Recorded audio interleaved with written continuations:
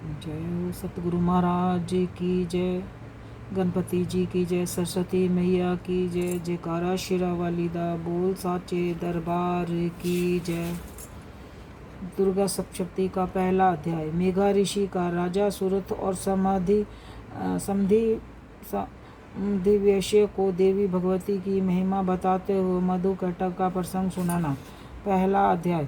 मार्कंडे जी बोले, सूर्य के पुत्र स्वर्णिन जो 8वें मनु हो कहे जाते हैं, उनकी उत्पत्ति की कथा विस्तार पूर्वक कहता हूँ। हे कौटुकी, जो सो सुनो। सूर्यपुत्र महाभाग स्वर्णिन भगवती महामाया के अनुग्रह से जिस प्रकार मनवंतर के स्वामी हुए, वही प्रसंग सुनाता हूँ।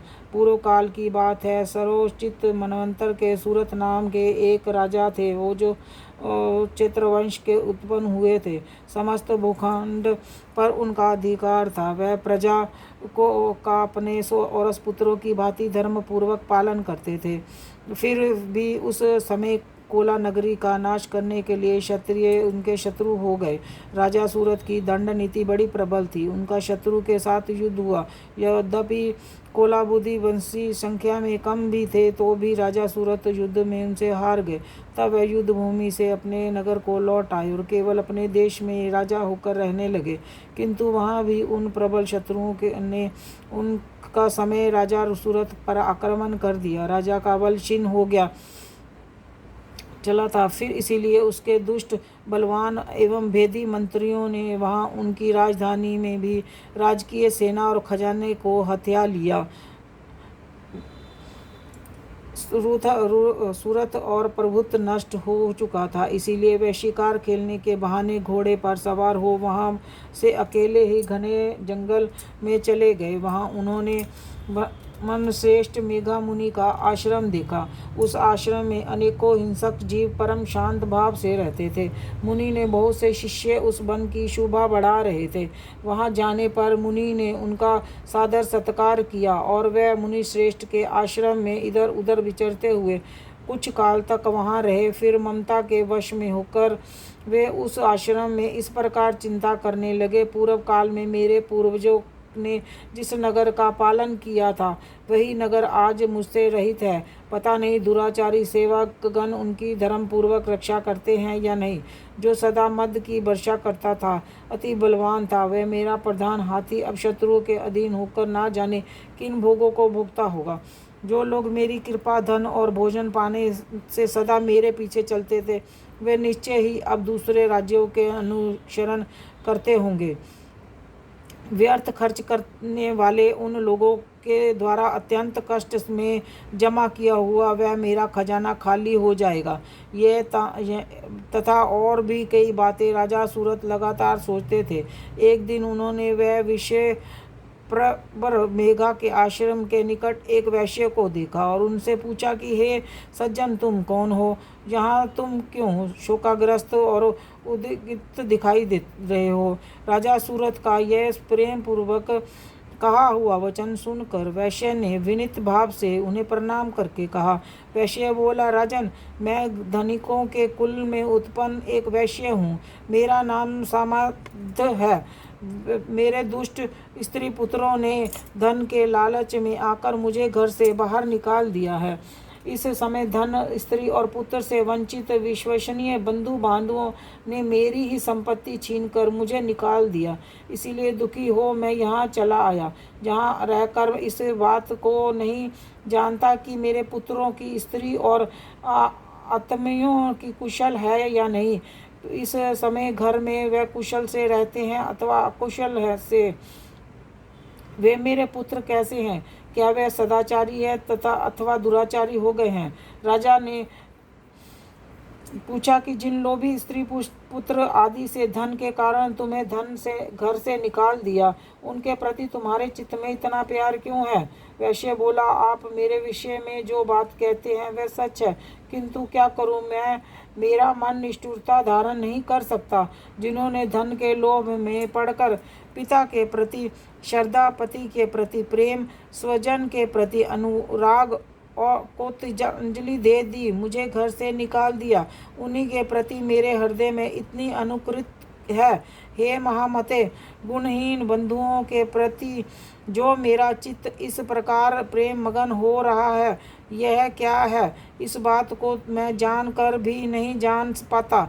उनके लिए मैं लंबी सांसें ले रहा हूँ और मेरा मन अत्यंत दुखित हो रहा है।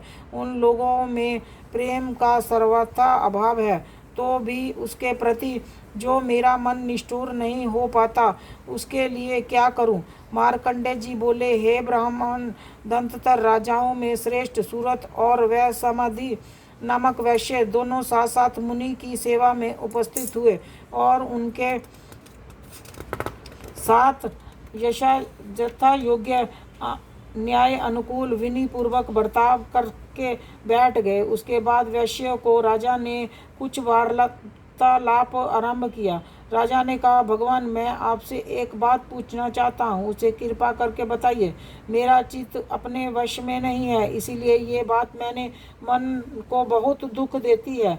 मुनि श्रेष्ठ, जो राज्य मेरे हाथ से चला गया उसमें और उसके संपूर्ण विभागों में मेरी ममता ही रही है, यह जानते हुए भी कि अब मेरा नहीं है, अज्ञानी भी भांति मुझे उसके लिए दुख होता है। इसका क्या कारण है?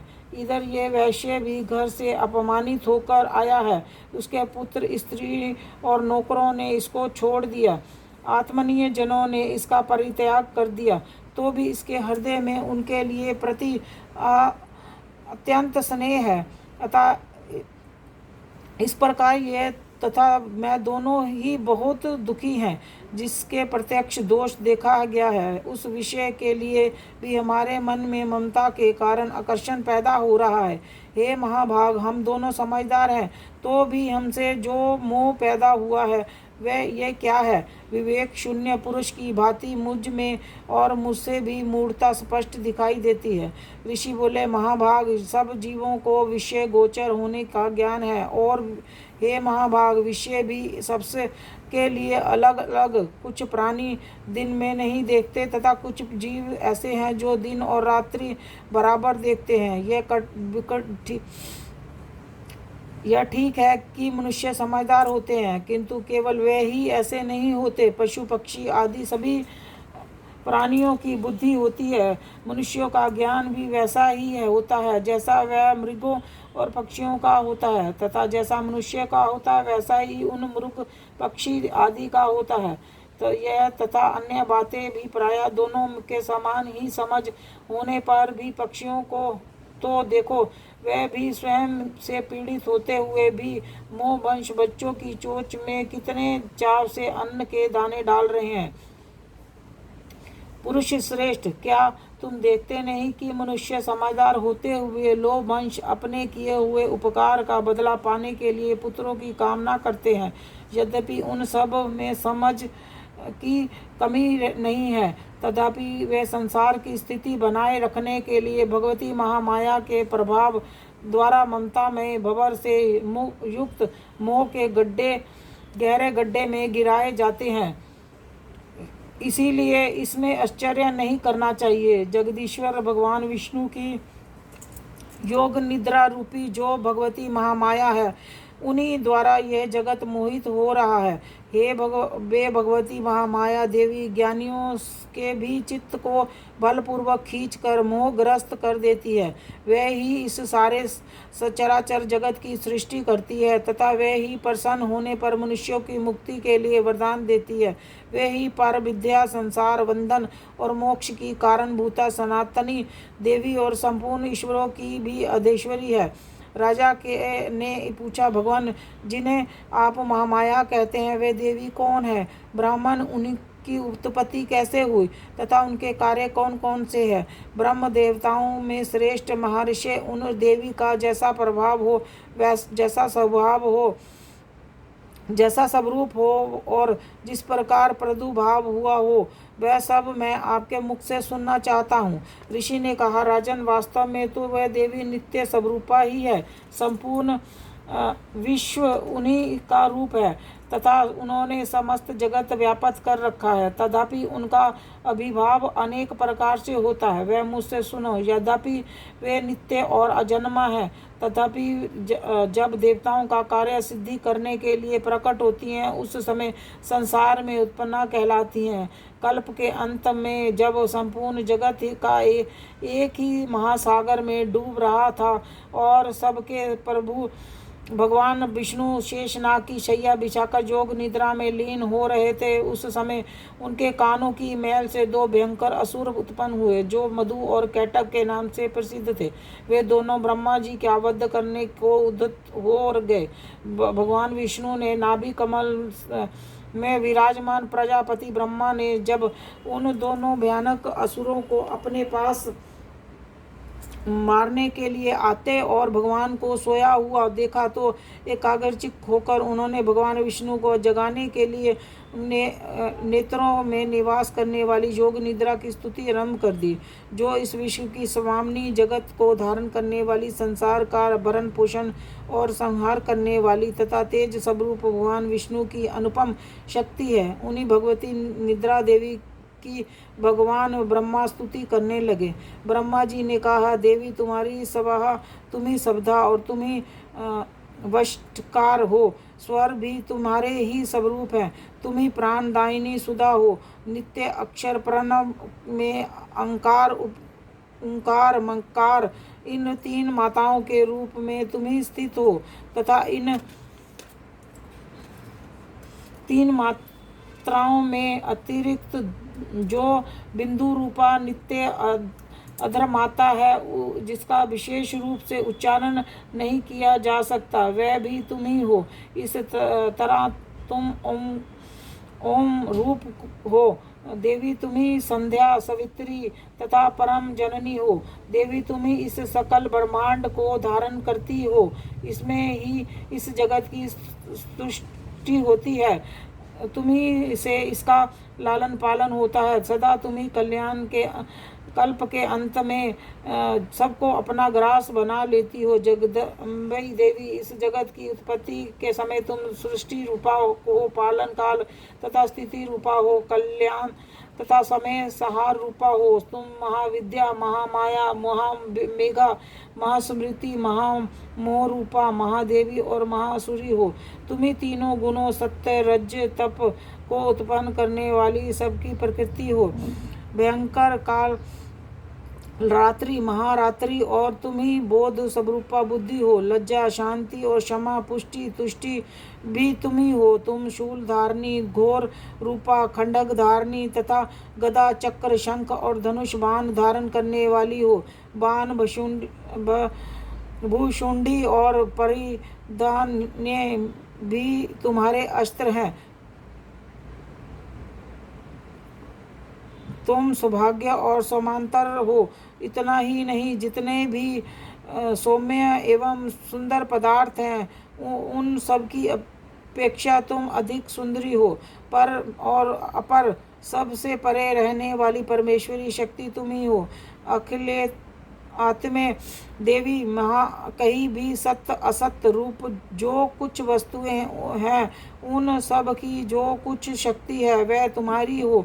ऐसी अवस्था में तुम्हारी स्तुति क्या हो सकती है?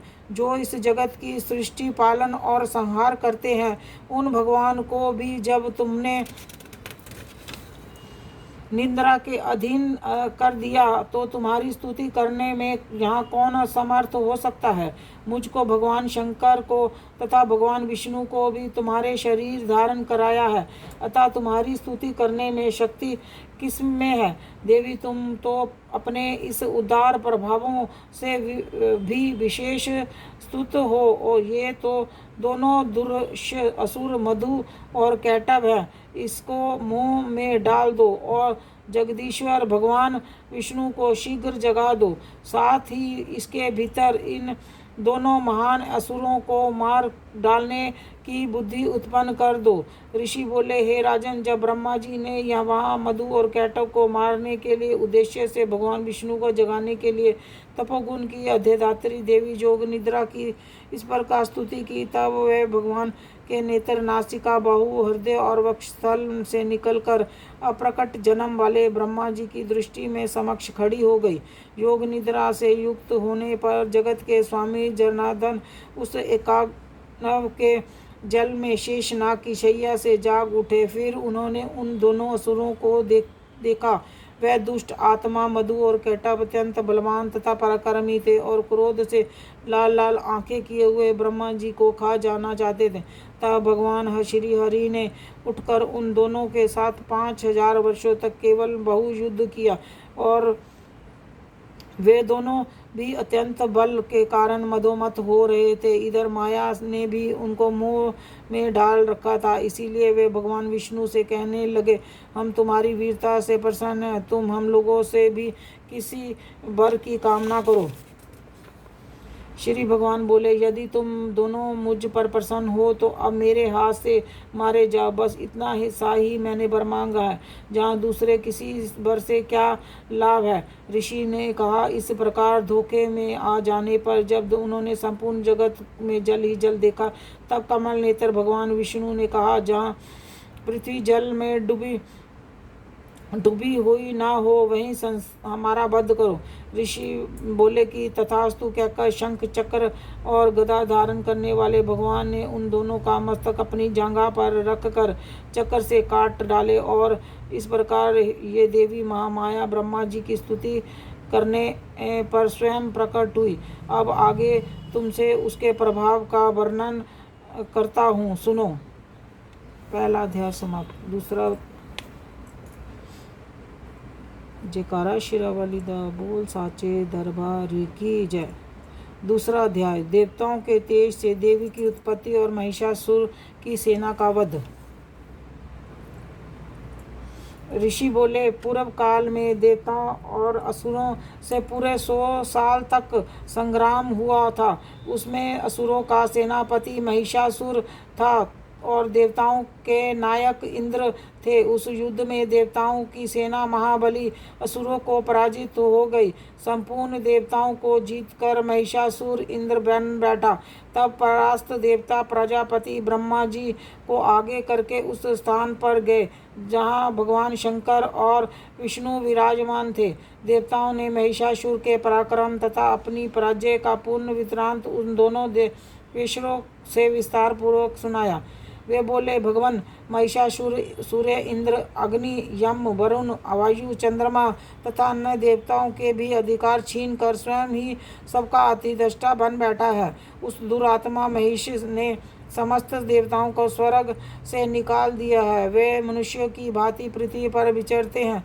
दैत्यों को ये सारी करतूतें हमने आप लोगों से कह सुनाई। अब हम आपकी ही शरण में आए हैं, उसके वध का कोई उपाय सोचिए। देवताओं के वचन सुनकर भगवान विष्णु और शिव ने असुरों का बड़ा क्रोध किया। उसकी भौं तक गई और मुंह लाल हो गया। तब अत्यंत क्रोध से भरे हुए चक्रपाणी श्री विष्णु के मुख से एक महान तेज प्रकट हुआ। इसी प्रकार ब्रह्मा, शंकर तथा इंद्र आदि दूसरे देवताओं के शरीर से भी बड़ा भारी तेज वह सब मिलकर एक हो गया।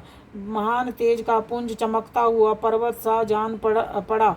देवताओं ने देखा कि वहाँ उसकी ज्वालाएं संपूर्ण दिशाओं में फैल रही थी। संपूर्ण देवताओं के शरीर से प्रकट हुए उस तेज की कहीं तुलना नहीं थी। एकाग्र होने पर वह एक नारी के रूप में परिणित हो गया और अपने प्रकाश से तीनों लोकों में व्यापक जान पड़ा। भगवान शंकर का जो तेज था उस देवी का मुख प्रकट हुआ। यमराज के तेज से उसके सिर के बाल निकल आए। विष्णु भगवान की तेज से उसकी भुजाएं पैदा हो गई। चंद्रमा के तेज से दोनों स्तनों और इंद्र के तेज से मध्य भाग का प्रादुर्भाव हुआ। वरुण के तेज से जंघा और पिंडली तथा पृथ्वी के तेज से निस्तंभ भाग प्रकट हुआ। ब्रह्मा के तेज से दोनों चरण और सूर्य के तेज से उसकी उंगलियों हुई। वसुओं के तेज से हाथों की उंगलियों और कुबेर के तेज से नासिका प्रकट हुई। उन देवी के दांत प्रजापति के तेज से और तीनों नेत्र अग्नि के तेज से प्रकट हुए। उसकी भुओं के संध्या के को और कान वायु के तेज से उत्पन्न हुए थे।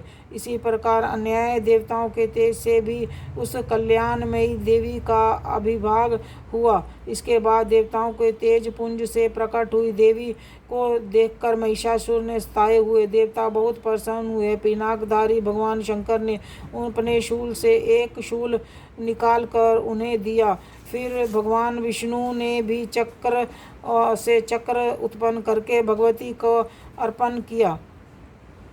वरुण ने भी शंख भेंट किया, अग्नि ने भी उन्हें शक्ति दी और वायु ने धनुष तथा वाहन से भरे हुए 2 तरकस प्रदान किए।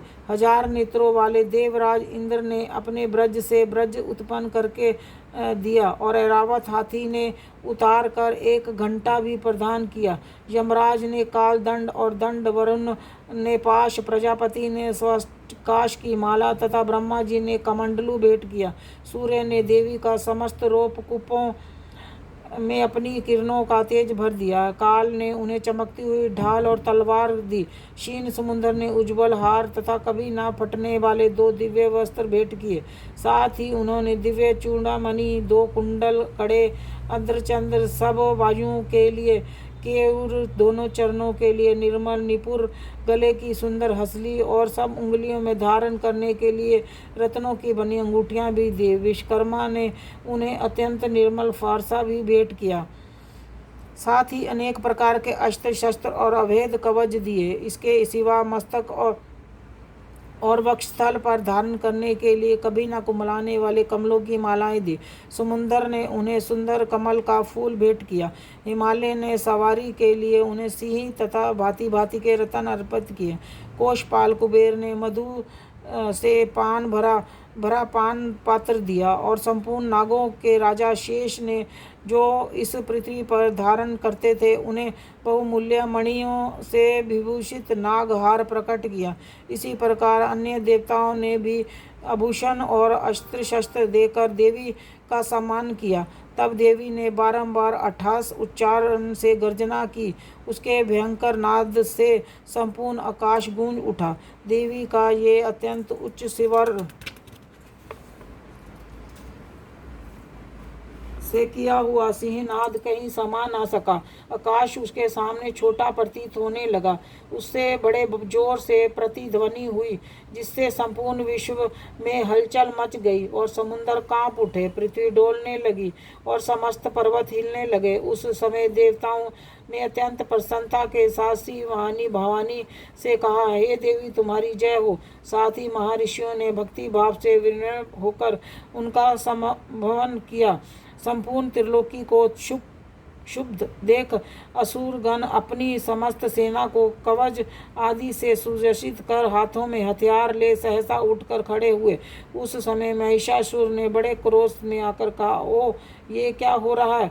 फिर वह संपूर्ण दैत्यों से घिर कर उस सिंहनाद की ओर लक्ष्य करके दौड़ा और आगे पहुंच उसने देवी को देखा जो अपनी प्रभा से तीनों लोकों में प्रकाशित कर रही थी। उसके चरणों के भार से पृथ्वी दबी जा रही थी। मस्तक में मुकुट से आकाश में रेखा सी खिंच रही थी तथा धनुष की टकार से 7 पातालों में शुद्ध किए देती थी। देवी अपनी सहस्त्रों भुजाओं से संपूर्ण दिशाओं को आच्छित करके खड़ी थी। तदनंतर उसके 7 दैत्यों का युद्ध छिड़ गया। नाना प्रकार के अस्त्र शस्त्रों के प्रहारों से संपूर्ण दिशाओं चमकने लगी। निशाचर नामक का एक असुर महिषासुर का सेना नायक था। वह देवी से युद्ध करने लगा। अन्य दैत्यों की चतुर्गनी सेना के साथ लेकर चामर भी लड़ने लगा। 60,000 रथियों के साथ आकर उदर्ग नामक महादैत्य भी लोहा लिया। 1 करोड़ रथियों के साथ लेकर महामनु नामक दैत्य भी युद्ध करने लगा। तलवार के समान तीखे रोंों वाला असीलोमा नामक का महादैत्य 5 करोड़ रथी सैनिकों सहित युद्ध में आ डटा। 60 लाख रथियों से घिरा हुआ कल नामक दैत्य भी युद्ध लड़ने लगा। हाथी सवारों और घुड़सवारों के अनेक दलों से घिरा हुआ 1 करोड़ रथियों की सेना लेकर युद्ध करने लगा। विडाल नामक असुर 5 अरब रथियों से घिर कर लोहा लेने लगा। इसके अतिरिक्त और भी हजारों महादैत्य रथ, हाथी और घोड़ों की सेना के साथ लेकर वहां देवी के साथ युद्ध करने लगे। स्वयं महिषासुर उन रणभूमि में कोटि कोटि शस्त्र, रथ, हाथी और घोड़ों की सेना से घिरा हुआ खड़ा था। वह दैत्य देवी के साथ तोमर, मुसल, खंडग, वृद्धिपाल, शक्ति, परशु और पशिष्ट आदि अस्त्र शस्त्रों का प्रहार करते हुए युद्ध कर रहे थे। कुछ दैत्यों ने उन पर शक्ति से प्रहार किया तो कुछ ने पाश फेंके तथा कुछ दूसरे दैत्यों से खंडक प्रहार करके देवी को मार डालने का उद्योग किया। देवी ने भी क्रोध में भरकर खिलवाड़ में ही अपने अस्त्र शस्त्रों की वर्षा करके दैत्यों के वे समस्त अस्त्र शस्त्र काट डाले। उसके मुख पर परिश्रम या थकान का रच मात्र भी चिन्ह नहीं था। देवता और ऋषि उसकी स्तुति कर रहे थे और भगवती परमेश्वरी दैत्यों के शरीरों पर अस्त्र शस्त्रों की वर्षा कर रही थी। देवी का वाहन सिंह भी क्रोध में भरकर ग्रीवा के बालों को हिलाता हुआ असुरों की सेना में इस प्रकार विचरण करने लगा मानो बनों में दावा दल फैल गया रहा हो। रणभूमि में दैत्यों के साथ युद्ध करती हुई अंबिका देवी ने जितने निश्वास छोड़े वे सभी तत्काल सैकड़ों हजारों गणों के रूप में प्रकट हो गए और परशु, विधिपाल, खंडक और पटिश आदि शस्त्रों द्वारा असुरों का सामना करने लगे। देवी की शक्ति से बड़े हुए गण असुरों का नाश करते हुए नगाड़ा और शंख आदि बजाने लगे। उस संग्राम महोत्सव में कितने ही मृदंग बजा रहे थे। दंततर देवी ने त्रिशूल से, गदा से, शक्ति की वर्षा से और खंडक आदि से सैकड़ों दैत्यों का विनाश कर डाला। कितनों को घंटों की भयनाद से बेहोश करके मार डाला। बहुतेरे दैत्यों को पाश से बांधकर धरती पर घसीटा। कितने ही दैत्य उनकी तीक्ष्ण तलवार की धार से टुकड़े टुकड़े हो गए। कितने ही गदा की चोट से घायल हो गए, धरती पर सो गए। कितने ही मूसल की मार से अत्यंत घायल होकर रक्त वमन करने लगे। कुछ दैत्य शूल की मार से छाती फट जाने के कारण पृथ्वी पर ढेर हो गए। उस युद्ध की भूमि पर बाण समूह की वर्षा से कितने ही असुरों की कमर टूट गई। बाज की तरह झपट्टा मारने वाले दैत्यगण अपने प्राणों से हाथ धोने लगे। किन्हीं की बाहें छिन्न भिन्न हो गई, कितनों की गर्दनें कट गई। कितने ही दैत्य के मस्तक कट कट कर गिरने लगे। कुछ लोगों के शरीर के मध्य भाग विदीर्ण हो गए। कितने ही महादैत्य जांघें कट जाने पर पृथ्वी पर गिर पड़े। कितनों को देवी ने एक बाह पर, एक पैर से, एक नेत्र वाले करके 2 टुकड़ों में चीर डाला। कितने ही दैत्य मस्तक कट जाने पर गिर कर फिर उठ जाते और केवल धड़ से ही रूप में अच्छे अच्छे हथियार लेकर देवी के साथ लड़ाई करने लगे। दूसरे धड़ युद्ध में बाजों की लय पर नाचने लगे। कितने ही बिना सिर के धड़ हाथों में तलवार, शक्ति और इष्टि लिए हुए दौड़ते हुए दूसरे महादैत्य ठहरो ठहरो ये कहते हुए देवी से युद्ध के लिए ललकारते थे। यहाँ घोर संग्राम हुआ था। वहाँ पर धरती पर देवी के गिराए हुए रथ, हाथी, घोड़ों के असुरों की सेना की इतनी अधिक मात्रा में रक्त बह रहा था कि थोड़ी देर में वहाँ खून की नदियाँ बहने लगी। जगदम्बा ने असुरों का विनाश सेना को क्षण भर में नष्ट कर दिया। ठीक उसी तरह जैसे तृष्ण और कांठ में भारी ढेर को आग कुछ ही क्षणों में भस्म कर देती है और वह सिंह की गर्दन के बालों को हिला हिला कर जोर जोर से गर्जना करते हुए दैत्यों के शरीर से मानो उनके प्राण चुने लेता था। वहाँ देवी के गणों ने भी उस महादैत्य के साथ ऐसा युद्ध किया जिससे देवतागण उस पर आकाश की पुष्पवृष्टि करने लगे और उन सब से बहुत संतुष्ट हुए। 2 अध्याय समाप्त। जयकारा शेरावाली दा बोल साचे दरबार की जय। 3 अध्याय सेनापतियों समेत महिषासुर का वध। ऋषि बोले, असुरों की सेना को इस प्रकार तहस नहस देख महादैत्य सेनापति चितुर क्रोध में भरकर अंबिका देवी के ऊपर इस प्रकार बाणों की बौछार करने लगा जैसे बादल मेरुगिरी शिखर पर पानी की धारा बरसा रहा हो। तब देवी ने अपने बाणों से उसके प्राण समूह को अनायास ही काट कर उसके घोड़ों को सारथी को भी मार डाला। साथ ही उसके धनुष तथा अत्यंत ऊंची ध्वजा को भी तत्काल काट गिराया। धनुष कट जाने पर उसके अंगों को अपने बाणों से बींध डाला। धनुष, रथ, घोड़े और सारथी के नष्ट हो जाने पर वह असुर ढाल और तलवार लेकर देवी की ओर दौड़ा।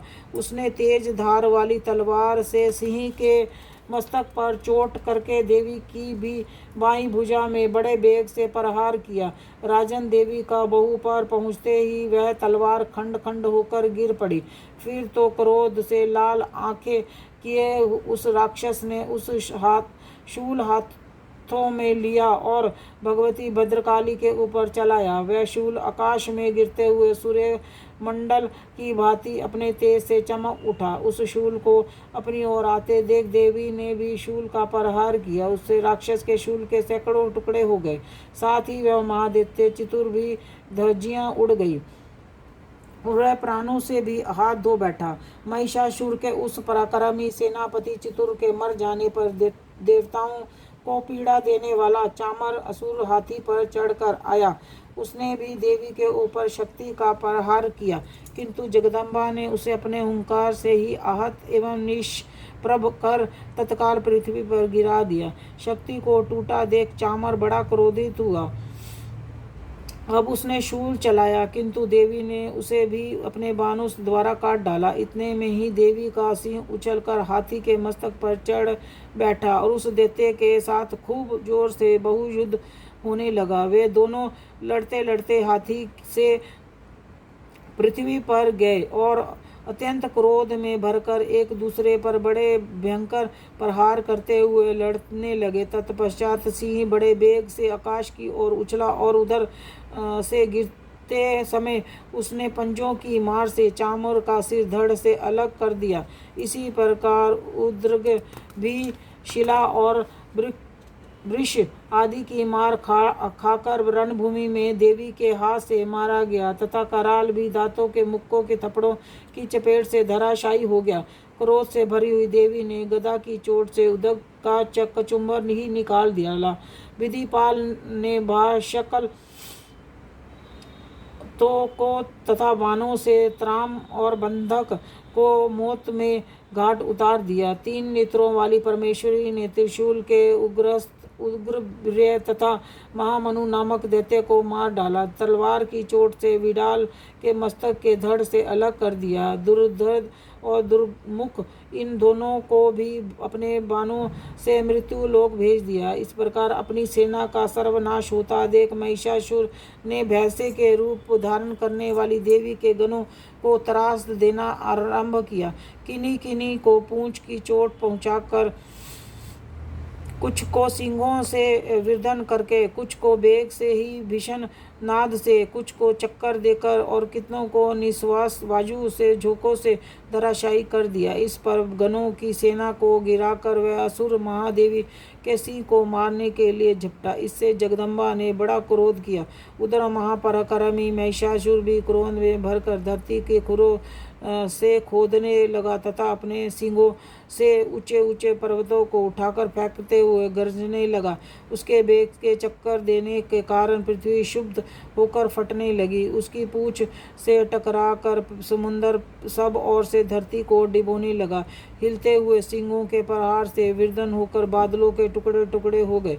उसके निश्वास से प्रचंड वायु के वेग से उड़े सैकड़ों पर्वत आकाश में गिरने लगे। इस प्रकार क्रोध में भरे हुए उस महादैत्य को अपनी ओर आते देख चंडिका ने उसका वध करने के लिए महान क्रोध किया। उन्होंने पाश फेंक कर उस महान दैत्य को बांध दिया। बंध जाने पर उसके भैंसे का रूप छोड़ दिया और तत्काल सिंह के रूप में प्रकट हो गया। उस अवस्था में जगदम्बा ज्यों ही उसके मस्तक काटने के लिए उद्यम हुई त्यों ही तलवार हाथ के में लिए पुरुष रूप में दिखाई देने लगा। तब देवी ने तुरंत बाणों की वर्षा करके ढाल और तलवार के साथ पुरुष को भी बीन दिया। इतने में ही उसने महान गर्जराज का रूप धारण कर बना लिया तथा अपनी सूंड से देवी की विशाल सिंह को खींचने और गर्जने लगा। खींचते समय देवी ने तलवार से उसकी सूंड काट डाली। तब वह महादैत्य पुनः भैंसे का शरीर बना लिया और पहले की भांति जड़ चेतन सब प्राणियों सहित तीनों लोकों में व्याकुल करने लगा। तब क्रोध से भरी हुई जगदम्बा चंडिका बारंबार उत्तम मधु का पान करने और लाल आंखें करके हंसने लगी। उधर वह बल और पराक्रम में मद से मद हुआ राक्षस अपने सींगों से चंडी के ऊपर पर्वतों को फेंकने लगा। उस समय देवी अपने बाणों के समूह से उसके फेंके हुए पर्वतों को चूर करती हुई बोली। बोलते समय उसका मुख मधु के मद से लाल हो रहा था और वाणी लड़खड़ा रही थी। देवी ने कहा, ओ मूर्ख, मैं जब तक मधु पीती हूँ तब तक तू क्षण भर के लिए खूब गरज ले। मेरे हाथ में यही तेरी मृत्यु हो जाने वाली है। शीघ्र ही देवता भी गर्जना करेंगे। ऋषि बोले। इतना कहकर देवी उछली और उस दैत्य के ऊपर चढ़ गई। फिर पैर से उसे दबाकर उन्होंने शूल से उसके कंठ के आघात किया। उसके पैर से दबा होने के कारण महिषासुर अपने मुख से दूसरे रूप में बाहर होने लगा। अभी आधे शरीर से ही बाहर निकल पाया था कि देवी ने अपने प्रभाव से उसे रोक दिया। आधा निकला होने के कारण भी वे महादैत्य देवी से युद्ध करने लगा। तब देवी ने बहुत बड़ी तलवार से उसका मस्तक काट गिराया। फिर तो हाहाकार करती हुई दैत्यों की सारी सेना भाग गई और संपूर्ण देवता अत्यंत प्रसन्न हो गए। देवताओं ने दिव्य महर्षियों के साथ दुर्गा देवी की स्तुति की। गंधर्वराज गान करने लगे तथा अप्सराएं नाचने लगी। तीसरा अध्याय समाप्त। जयकारा शेरावाली दा बोल साचे दरबार की जय। श्री दुर्गा सप्तशती का चौथा अध्याय। इंद्र आदि देवताओं द्वारा जगदम्बा की स्तुति। ऋषि बोले, अत्यंत पराक्रमी दुष्ट आत्मा महिषासुर तथा उसकी सेना के देवी के हाथ से मारे जाने पर इंद्र आदि देवता प्रणाम के लिए गर्दन तथा कंधे झुकाकर उन भगवती देवी दुर्गा के उत्तम वचनों द्वारा स्तुति करने लगे। उस समय उसके अंगों में अत्यंत हर्ष के कारण रोमांच हो आया था। देवता बोले, संपूर्ण देवताओं की शक्ति का समुदाय ही जिनका स्वरूप है, जो देवी शक्ति से संपूर्ण जगत में व्यापक है। समस्त देवताओं और महिषाओं की पूजनीय उन जगदम्बा को हम भक्ति पूर्वक नमस्कार करते हैं।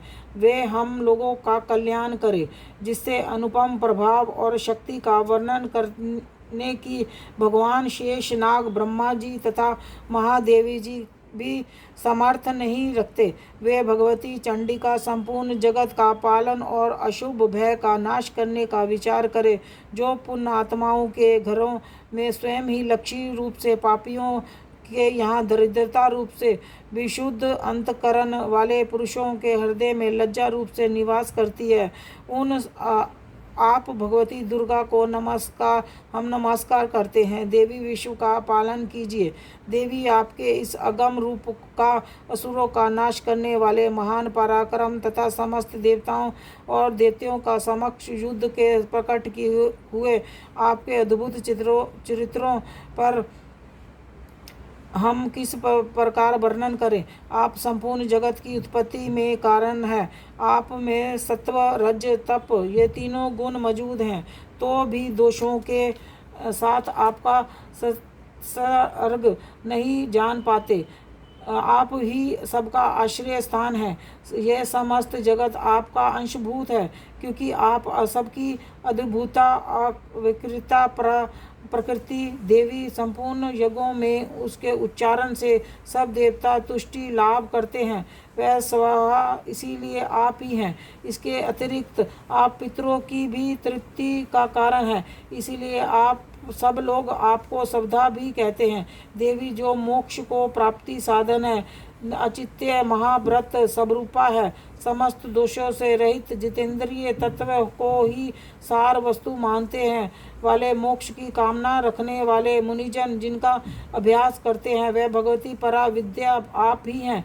आप शब्द सबरूपा अत्यंत नर्मल ऋदुवेद यजुवेद तथा उद्योग गीत के मनोहर पदों के साथ पाठ से युक्त समवेद का भी धार आप ही हैं। आप देवी त्रयी तीनों वेद और भगवती छयों ऐश्वर्यों से युक्त हैं। इस विश्व की उत्पत्ति एवं पालन के साथ आप ही वार्ता कृषि एवं आजीविका के रूप में प्रकट हुई हैं।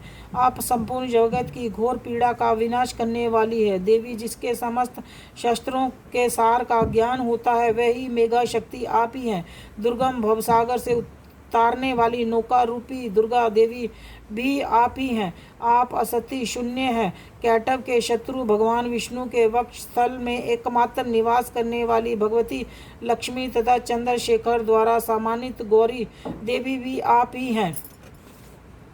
आपका मुख मध्य मुस्कान से सुशोभित निर्मल पूर्ण चंद्रमा के विलंब का अनुकरण करने वाला और उत्तम स्वर्ण की मनोहर क्रांति से कामनीय है, तो भी उसे भी देखकर महिषासुर को क्रोध हुआ और सहसा उसने उस पर प्रहार किया। ये बड़े आश्चर्य की बात है, क्योंकि क्रोध पूरित जमराज को देखकर भला कौन जीवित रह सकता है। देवी आप प्रसन्न हो, परमात्मा स्वरूपा आपके ऊपर प्रसन्न होने पर जगत का बुद्धेय होता है और क्रोध में भर जाने पर आप तत्काल ही कितने कुलों का सर्वनाश कर डालती हैं। यह बात अभी अनुभव हो गई है, क्योंकि महिषासुर की यह विशाल सेना क्षण भर में आपके क्रोध से नष्ट हो गई है। सदा बुद्धि प्रदान करने वाली आप जिन पर प्रसन्न रहती हैं वे ही देश से सम्मानित हैं, उन्हीं को धन और कीर्ति की प्राप्ति होती, उन्हीं का धर्म कभी स्थिर नहीं होता, वे ही आपके स्वस्थ स्त्री पुत्र और बच्चों के साथ भाग्यवान माने जाते हैं। देवी आपकी ही कृपा से पुण्य आत्मा पुरुष प्रतिदिन अत्यंत श्रद्धापूर्वक सदा सब प्रकार से धर्मानुकूल कर्म करता है और उसके प्रभाव से स्वर्ग लोक को जाता है। इसीलिए आप तीनों लोकों में निश्चय ही अविशिष्ट फल देने वाली हैं। माँ दुर्गे आप स्मरण करने पर सब प्राणियों का भय हर लेती हैं और स्वयं पुरुषों द्वारा चिंतन करने पर उन्हें परम कल्याण कारण बुद्धि प्रदान करती हैं। दुख दरिद्रता संकट और भय हरने वाली देवी आपके सिवा दूसरी कौन है, जिसका चित्त सबका उपकार करने के लिए सदा ही दृढ़ रहता हो। देवी इन राक्षसों के मारने से संसार को सुख मिले तथा वे राक्षस चिरकाल तथा नरक में रहने देने के लिए भले ही पाप करते रहें, इस समय संग्राम में मृत्यु को प्राप्त होकर स्वर्ग लोक में जाएं। निश्चय ही यही सोचकर आप शत्रुओं का वध करती हैं। आप शत्रुओं पर शास्त्रों का प्रहार क्यों करती हैं? समस्त शत्रुओं को दृष्टिपात मात्र से ही भस्मसात क्यों नहीं कर देती?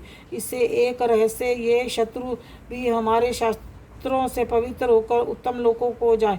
इस प्रकार आप उनके प्रति भी आपका विचार अत्यंत उत्तम रहता है। खंड और तेजपुंज की भयंकर दीप्त से तथा उसके त्रिशूल से अग्रभाग से घनीभूत प्रभा और चौंधिया कर जो असुरों की आंखें फूट नहीं गई, उसके कारण यही था कि वे मनोरथ रश्मियों से युक्त चंद्रमा के समान आनंददायक आपके इस सुंदर मुख का दर्शन करते थे।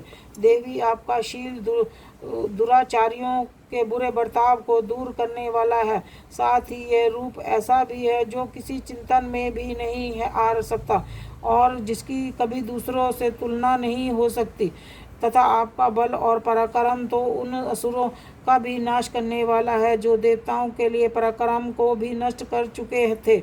इस प्रकार आपने शत्रु पर अपनी दया ही प्रकट की है। वरदायिनी देवी आपके इस पराक्रम की किसने साथ तुलना हो सकती है, तथा शत्रुओं को त्रस्त करने वाला तथा अत्यंत मनोहरत ऐसा रूप भी आपके सिवा और कहाँ है। हृदय में कृपा और युद्ध की निष्ठुरता, ये दोनों बातें तीनों लोकों में भीतर केवल आप ही देखी गई हैं। हे माता, आपके आपने शत्रुओं का नाश करके त्रिलोकी की रक्षा की है। उन शत्रुओं को भी रणस्थली में मारकर स्वर्ग लोक में पहुंचाया है तथा उमद देवताओं से प्राप्त होने वाले हम लोगों का भय को दूर कर दिया। आपको हमारा नमस्कार है देवी। आप शूल से हमारी रक्षा करें, जगदग्रत खंडक से हमारी रक्षा करें तथा घंटा की ध्वनि और धनुष की कटार से आप हम लोगों की रक्षा करें। चंडी के पूर्व पश्चिम दक्षिण दिशा से आप हमारी रक्षा करें तथा हे ईश्वरी आपने त्रिशूल को घुमाकर आप उत्तम दिशा में भी हमारी रक्षा करें। तीनों लोकों में आपके जो परम सुंदर एवं अत्यंत भयंकर रूप विचरते रहते हैं उनके द्वारा भी आप हमारी तथा इन पृथ्वी पर रक्षा करें। अंबिके, आपके कर कमलों में शोभा पाने वाले खंडक, शूल और गदा आदि जो जो अस्त्र हो उन सब के द्वारा आप सब ओर से हम लोगों की रक्षा करें। ऋषि बोले, इस संसार देवताओं ने जगदम्बा दुर्गा की स्तुति की और नंदन वन में दिव्य पुष्पों एवं गंध चंदन आदि के द्वारा उनका पूजन किया। फिर सब ने मिलकर जब भक्ति पूर्वक दिव्य धूपों की सुगंध निवेदन की तब देवी ने प्रसन्न वंदन होकर प्रणाम करते हुए सब देवताओं से कहा। देवी बोली, देवताओं तुम सब लोग मुझसे जिस बात की कामना करते हो उसे मांगो। देवता बोले, भगवती ने हमारी सब इच्छा पूर्ण की कर दी है। अब कुछ भी बाकी नहीं है क्योंकि हमारा यह शत्रु महिषासुर मारा गया। महेश्वरी, इतने पर भी आप हमें और वर देना चाहती हैं तो जब जब आपका स्मरण करें तब तब आप दर्शन देकर हम लोगों के महान संकट निवारण कर दिया करें तथा प्रफलवंदन अंबिके, जो मनुष्य इस स्तोत्रों द्वारा आपकी स्तुति करे उसे धन संपत्ति ऐश्वर्य देने के साथ ही उनकी धन और स्त्री आदि संपत्तियों को भी बढ़ाने के लिए आप सदा ही प्रसन्न रहे। ऋषि कहते हैं, हे राजन, देवताओं ने जब अपने साथ तथा जगत के कल्याण के लिए भद्रकाली देवी को इस प्रकार प्रसन्न किया, वे तथास्तु कहकर वहीं अंतर्ध्यान हो गई। हे भूपाल, इस प्रकार पूर्व काल में तीनों लोकों में हित चाहने वाली देवी जिस प्रकार देवताओं के शरीर से प्रकट हुई वे सब कथा मैंने कह सुनाई है। आप पुनः देवताओं का उपकार करने वाली देवी, असुरों को शुभ निशुभ का हनन करने एवं सब लोगों की रक्षा करने के लिए गौरी देवी के शरीर में से जिस प्रकार प्रकट हुई वह सब कथा मेरे मुख से सुनो। मैं उसका तुम से वर्णन चाहता हूँ। चौथा अध्याय समाप्त। जयकारा शिरावलीदा बोल साचे दरबार की जय।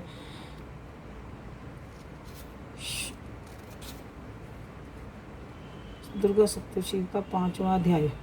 देवताओं द्वारा देवी की स्तुति। चंड मुंड के मुख से अंबिका के रूप में प्रशंसा सुनकर शुभ का उसके पास दूध भेजना और दूध का निराश लौटना।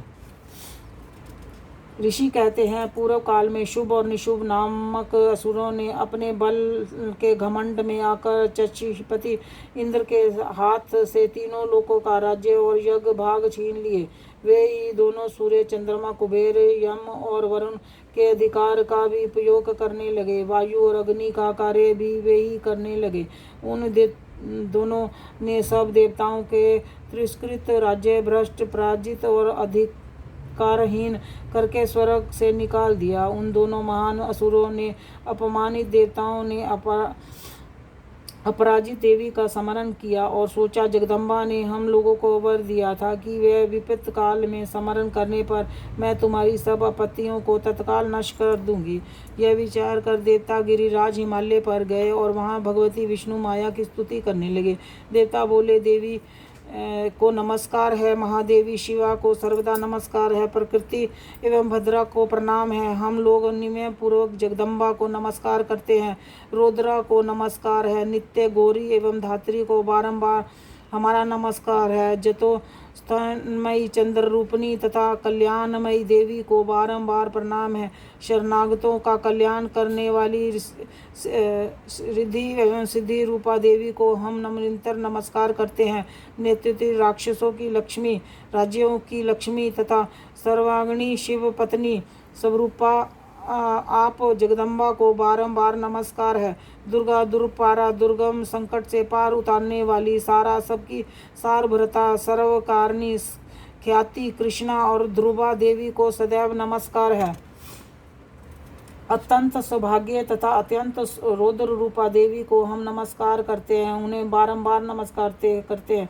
जो देवी सब प्राणियों में विष्णु माया के नाम से कही गई जाती है उसको नमस्कार है, उसको नमस्कार है, बारंबार नमस्कार है। जो देवी सब प्राणियों में चेतना कहलाती है उसको नमस्कार है, उसको नमस्कार है, को बारंबार नमस्कार है। जो देवी सब प्राणियों में बुद्धि रूपा से स्थित है उनको नमस्कार है, उनको नमस्कार है, उनको बारंबार नमस्कार है। जो देवी सब प्राणियों में निद्रा रूप से स्थित है उनको नमस्कार है, उनको नमस्कार है, उसको बारंबार नमस्कार है। जो देवी सब प्राणियों में शुद्धा रूप से विद्यमान है उसको नमस्कार है, उसको नमस्कार है, उसको बारंबार नमस्कार है। जो प्राणी सब बुद्धि प्राणियों में छाया रूप से विद्यमान है उसको नमस्कार है, उसको नमस्कार है, उसको बारंबार नमस्कार है।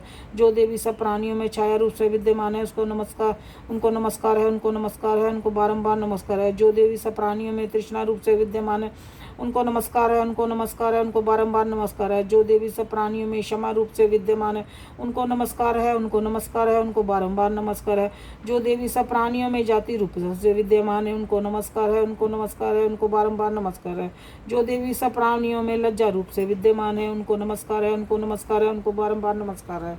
जो देवी सब प्राणियों में शांति रूपा से विद्यमान है उनको नमस्कार है, उनको नमस्कार है, उनको बारंबार नमस्कार है। जो देवी सब प्राणियों में श्रद्धा रूप से विद्यमान है उनको नमस्कार है, उनको नमस्कार है, उनको बारंबार नमस्कार है। जो देवी सब प्राणियों में कीर्ति रूपा से विद्यमान है उनको नमस्कार है, उनको नमस्कार है, उनको बारंबार नमस्कार है। जो देवी सब प्राणियों में लक्ष्मी रूपा से विद्यमान है उनको नमस्कार है, उनको नमस्कार है, उनको बारंबार नमस्कार है। जो देवी सब प्राणियों में वृत्ति रूपा से विद्यमान है उनको नमस्कार है, उनको नमस्कार है, उनको बारंबार नमस्कार है।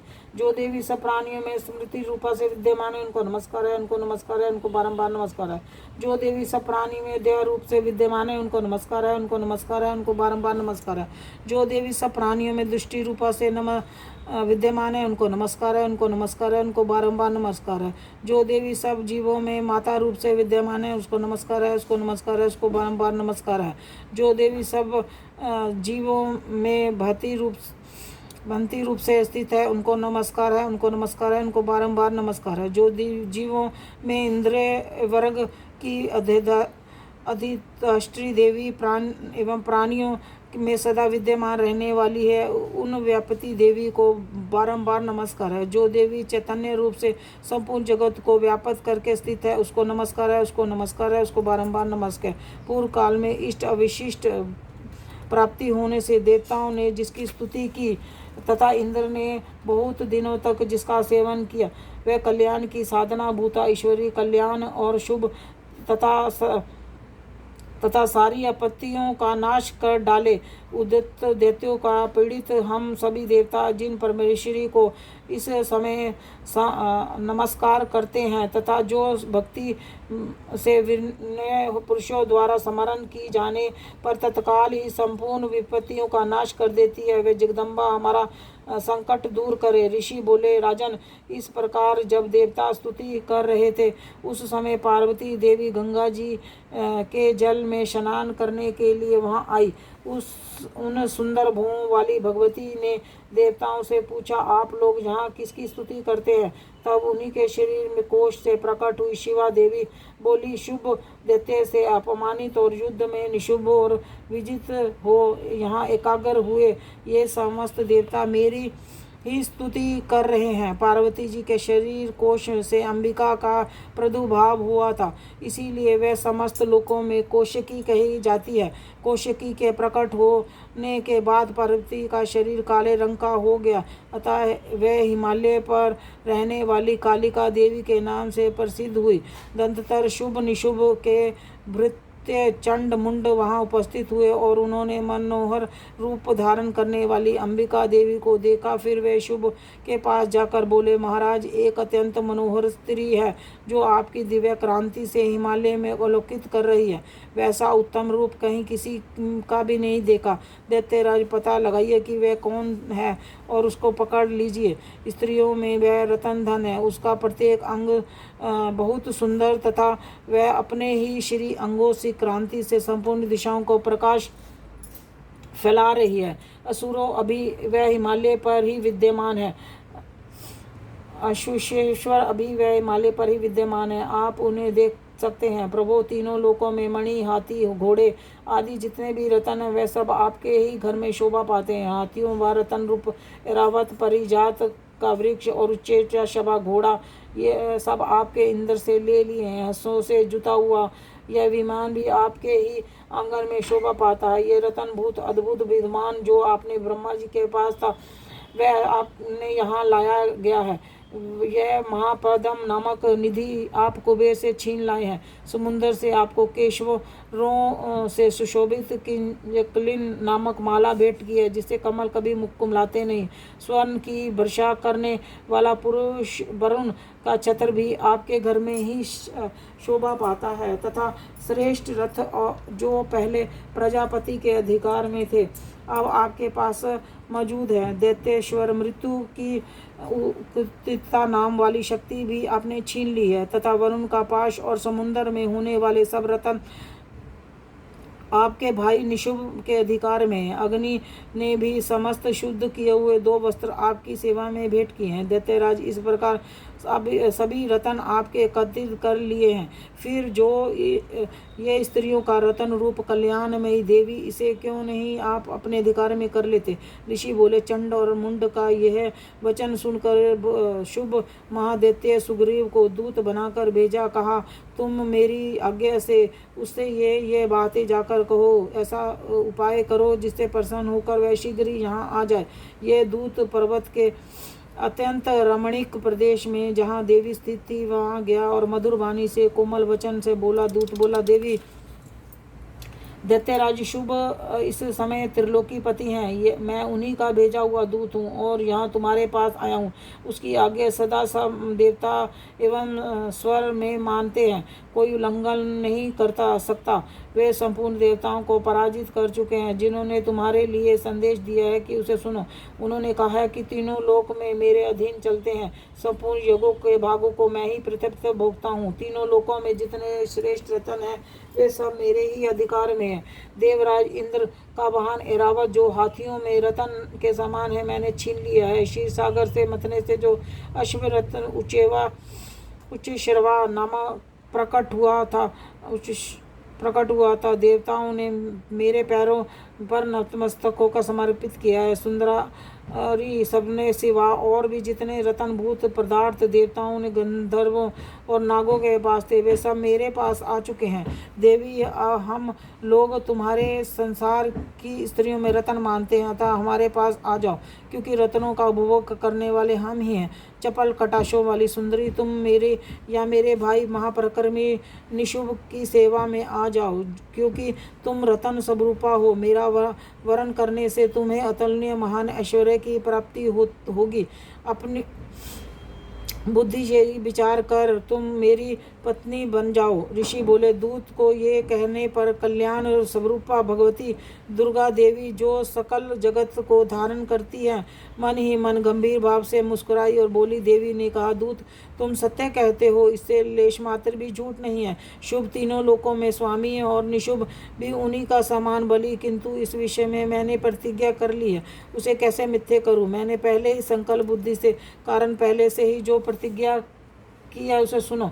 जो मुझे संग्राम में जीत लेगा वह मद को चूर कर देगा, तथा संसार में जो मेरे समान बलि होगा वही मेरा वर्णन करेगा। इसीलिए शुभ अथवा महादैत्य निशुभ स्वयं ही यहाँ पधारे और मुझे जीतकर शीघ्र ही मेरा हस्त ग्रहण कर ले। इसमें विलंब की क्या आवश्यकता है। दूत बोला, देवी, तुम घमंड में भरी हो, मेरे साथ ने ऐसी बात ना करो। त्रिलोकी में कौन ऐसा पुरुष है जो शुभ निशुभ का सामना कर सके। देवी, अन्य देवताओं के सामने भी सारे देवता युद्ध में नहीं ठहर सकते, फिर तुम अकेली स्त्री होकर कैसे ठहर सकती हो। जिन शुभ आदि देवताओं के सामने इंद्र आदि देवता भी युद्ध के खड़े नहीं हुए, उसके सामने तुम स्त्री होकर कैसे जाओगी। इसीलिए तुम मेरे ही कहने से शुभ निशुभ के पास चली जाओ। ऐसा करने से तुम्हारे गौरव की रक्षा होगी।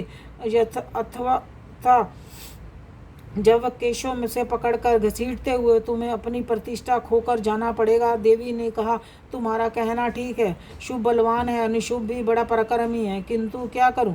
मैंने पहले से ही सोचे समझे प्रतिज्ञा जो कर ली है, अतः अब तुम जाओ। मैंने तुम्हारे जो कुछ कहा है वह सब असुर राज से आदरपूर्वक कहना, फिर उन्हें उचित जान पड़े सो करे। 5वां अध्याय समाप्त। जयकारा शेरावाली दा बोल साचे दरबार की जय। जय जगदियां जोतां वाली माता रानी थाड़ी सदा ही जय। दुर्गा सप्तशती का 6वां अध्याय, ध्रुवलोचन का वध।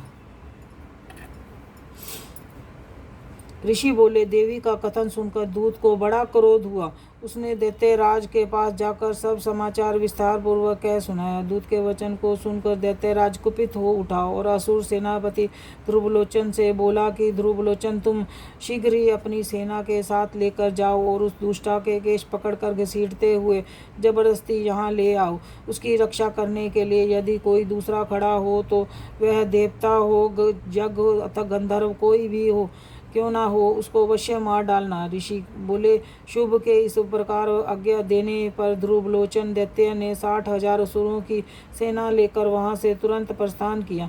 वहां पहुंचकर उसने हिमालय पर रहने वाली देवी को देखा और ललकार कहा, अरे तू शुभ निशुभ के पास चल। यदि इस समय प्रसन्नता पूर्वक मेरे स्वामी के पास नहीं चलेगी तो मैं बलपूर्वक चोटी से पकड़कर घसीटते हुए तुम्हें ले चलूंगा। देवी बोली, तुम मैं दैत्यों के राजा ने भेजा है, तुम स्वयं ही बलवान हो और दूसरे पास विशाल सेना भी है। ऐसी दशा में यदि बलपूर्वक ले चलोगे तो मैं तुम्हारा क्या कर सकती हूँ। ऋषि बोले, देवी के ये कहने पर ध्रुवलोचन उनकी ओर दौड़ा। तब अंबिका ने हूँ शब्द के उच्चार हाथ से उसको भस्म कर दिया।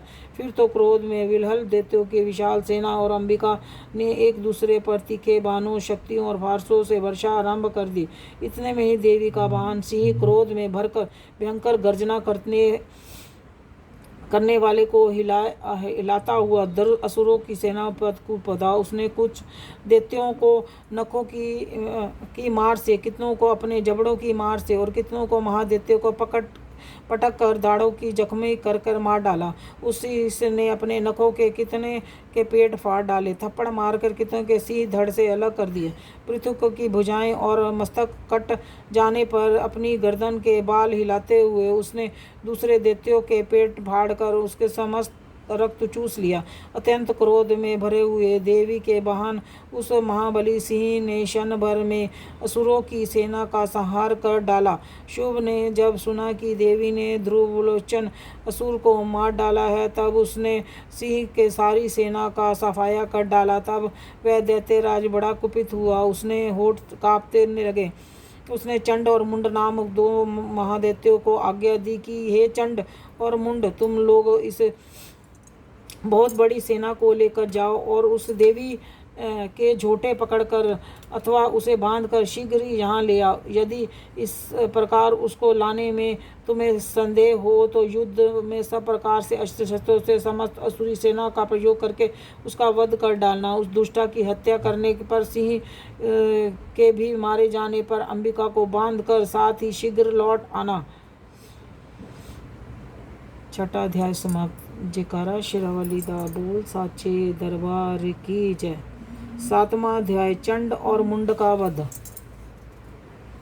ऋषि बोले, इसके पश्चात शुभ की आज्ञा पाकर चंड और मुंड दैत्य चतुर्गनी सेना के साथ अस्त्र शस्त्रों से लैस हो चल दिए। फिर गिरिराज हिमालय में स्वर्ण में ऊंचे शिखर पर पहुंचकर उन्होंने सिंह पर विराजमान देवी को देखा।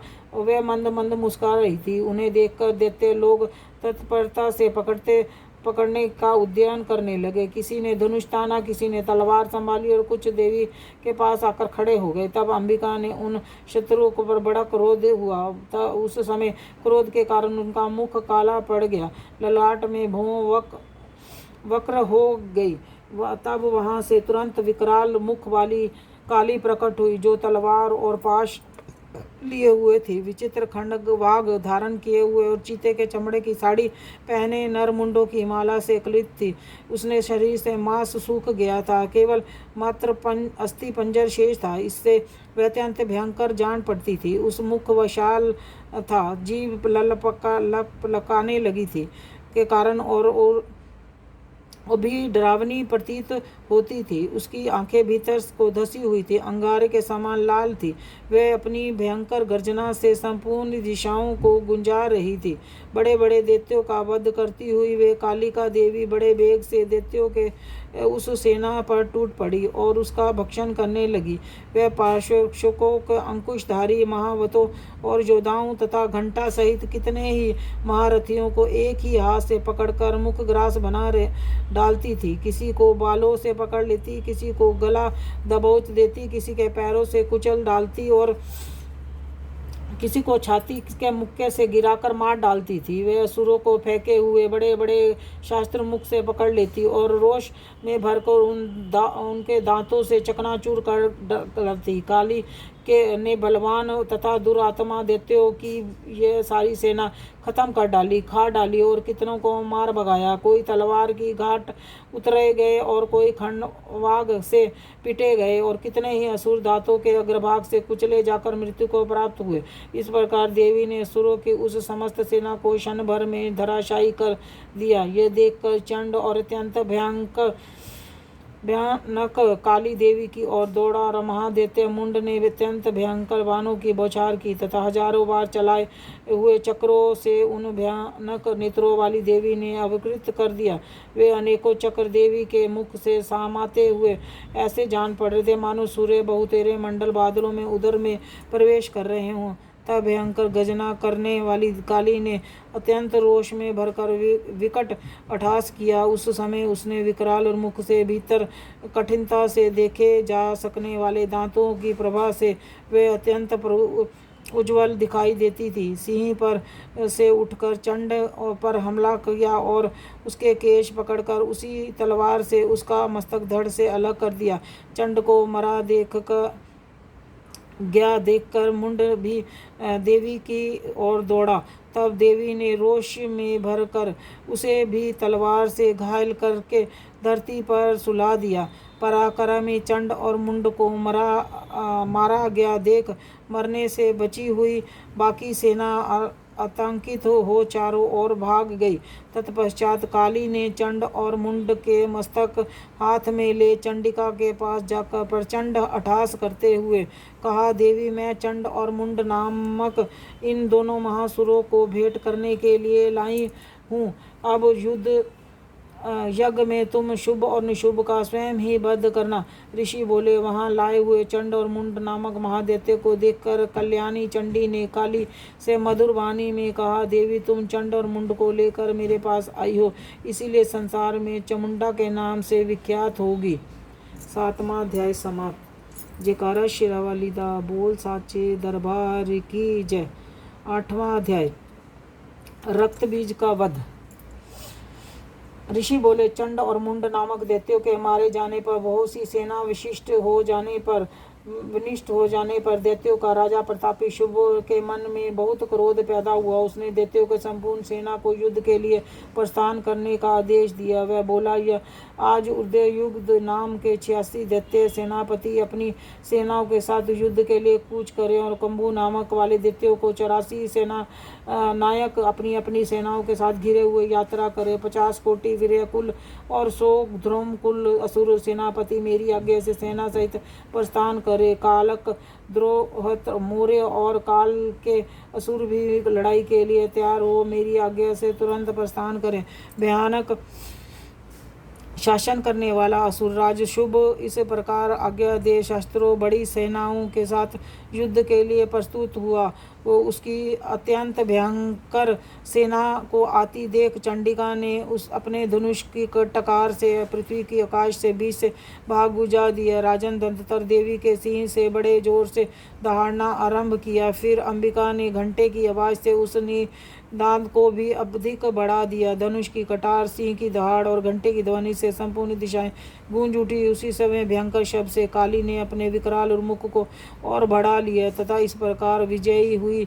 उस तुमुल घोष की सुनकर दैत्यों की सेनाओं ने चारों ओर से आकर चंडिका देवी सिंह तथा काली देवी को क्रोधपूर्वक घेर लिया। राजन, इसी बीच में असुरों की विनाश तथा देवताओं को अभिदय के लिए ब्रह्मा, शिव, कार्तिकेय, विष्णु तथा आदि देवताओं की शक्तियां जो अत्यंत पराक्रम और बल से संपन्न थी उसके शरीर में निकलकर उन्हीं रूप में चंडिका देवी के पास गई। जिस देवता का जैसा रूप था, जैसी वेशभूषा थी, जैसी सवारी थी, वैसे ही साधनों से संपन्न हो उसकी शक्ति असुरों से युद्ध करने के लिए आई। सबसे पहले हंस युक्त विमान पर बैठी हुई अक्षय सूत्र से कमंडलू से शोभायान ब्रह्मणी की शक्ति उपस्थित हुई, जिसे ब्रह्मणी कहते हैं। महादेवी की शक्ति वृषभ पर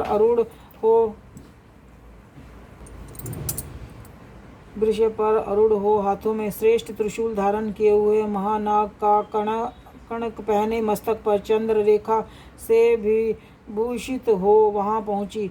कार्तिकेय की शक्ति रूपा जगदम्बिका उन्हीं के रूप में धारण किए हुए श्रेष्ठ मयूर पर विराजमान हो हाथ में शक्ति लिए दैत्यों से युद्ध करने के लिए आई। इसी प्रकार भगवान विष्णु की शक्ति गरुड़ तथा अरूढ़ को शंख, चक्र, गदा, शंख धनुष तथा खंडक धारण किए वहां आई। अनुपम यज्ञ वराह का रूप धारण करने वाली श्री हरि की शक्ति भी वराह रूप शरीर धारण करने वहां उपस्थित हुई। नरसिंह शक्ति भी नरसिंह सदृश शरीर धारण करके वहां आई। उसकी गर्दन में बालों के झटके से आकाश के तारे बिखर पड़ते थे। इसी प्रकार इंद्र की शक्ति ब्रज हाथ में सांधे गजराज ऐरावत पर आसीन हो गई।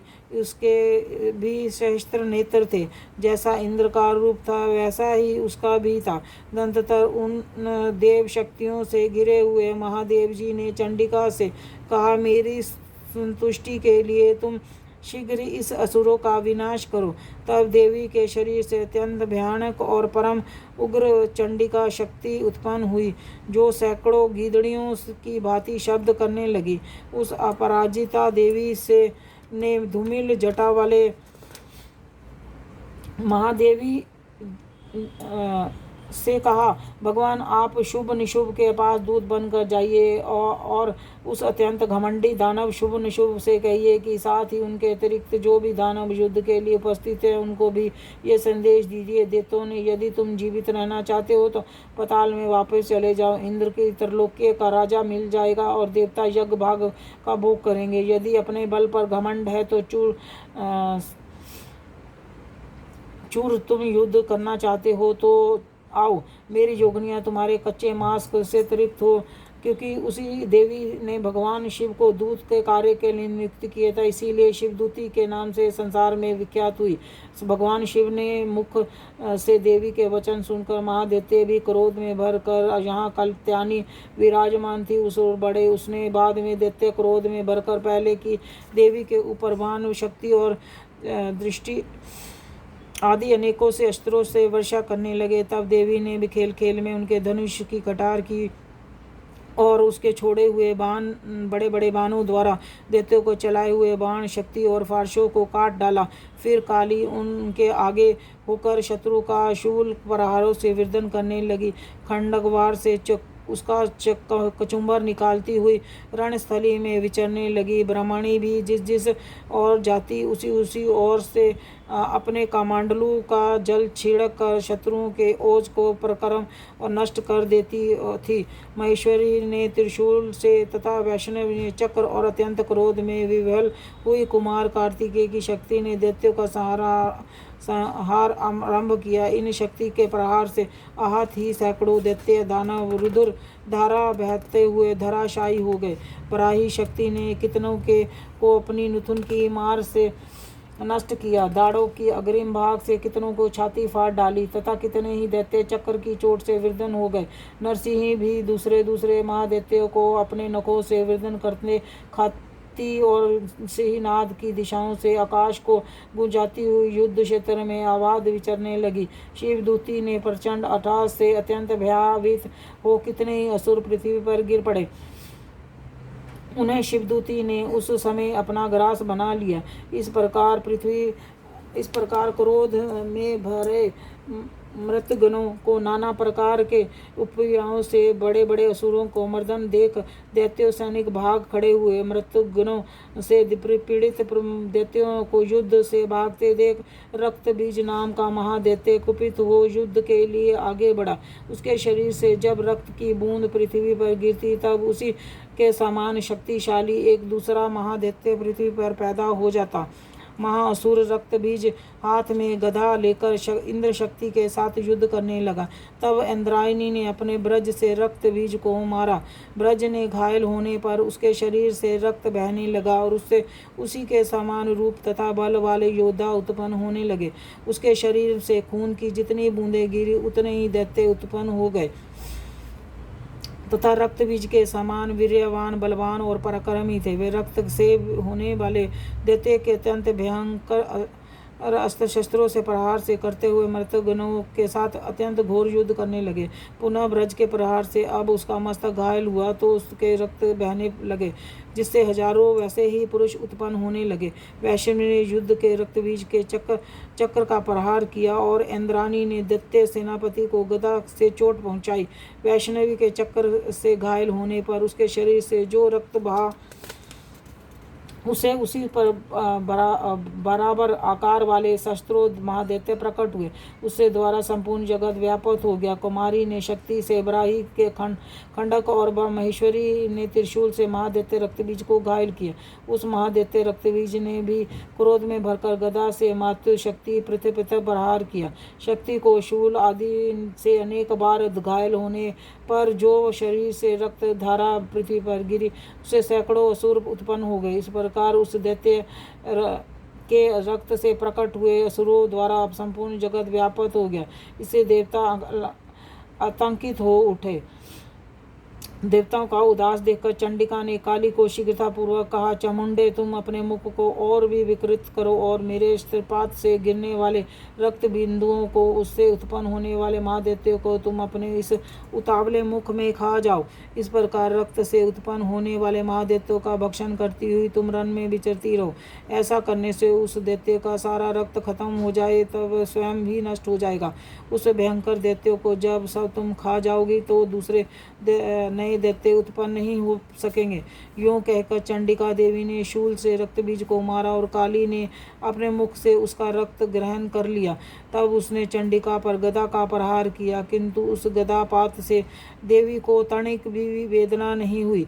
रक्त बीज के घायल शरीर से बहुत सा रक्त गिरा, किंतु ज्यों ही गिरा त्यों ही चामुंडा ने अपने मुख में ले लिया। रक्त गिरते से काली के मुख में जो महादैत्य उत्पन्न हुए उन्हें वे भी चट कर गई और उसके रक्त बीज का रक्त भी पी लिया। दंततर देवी के रक्त बीज को जितना रक्त चामुंडा ने पी लिया था, ब्रज बाण खंडक और दृष्टि से आदि से मार डाला। राजन, इस प्रकार शस्त्रों के समुदाय से घायल इस रक्तबीज हुआ महादैत्य रक्तबीज पृथ्वी पर गिर पड़ा। नरेश्वर, इससे देवताओं को अधिक हर्ष की प्राप्ति हुई और मृत्युगण उस असुरों के रक्तपान के मध्य से उदित होकर नाचने लगे।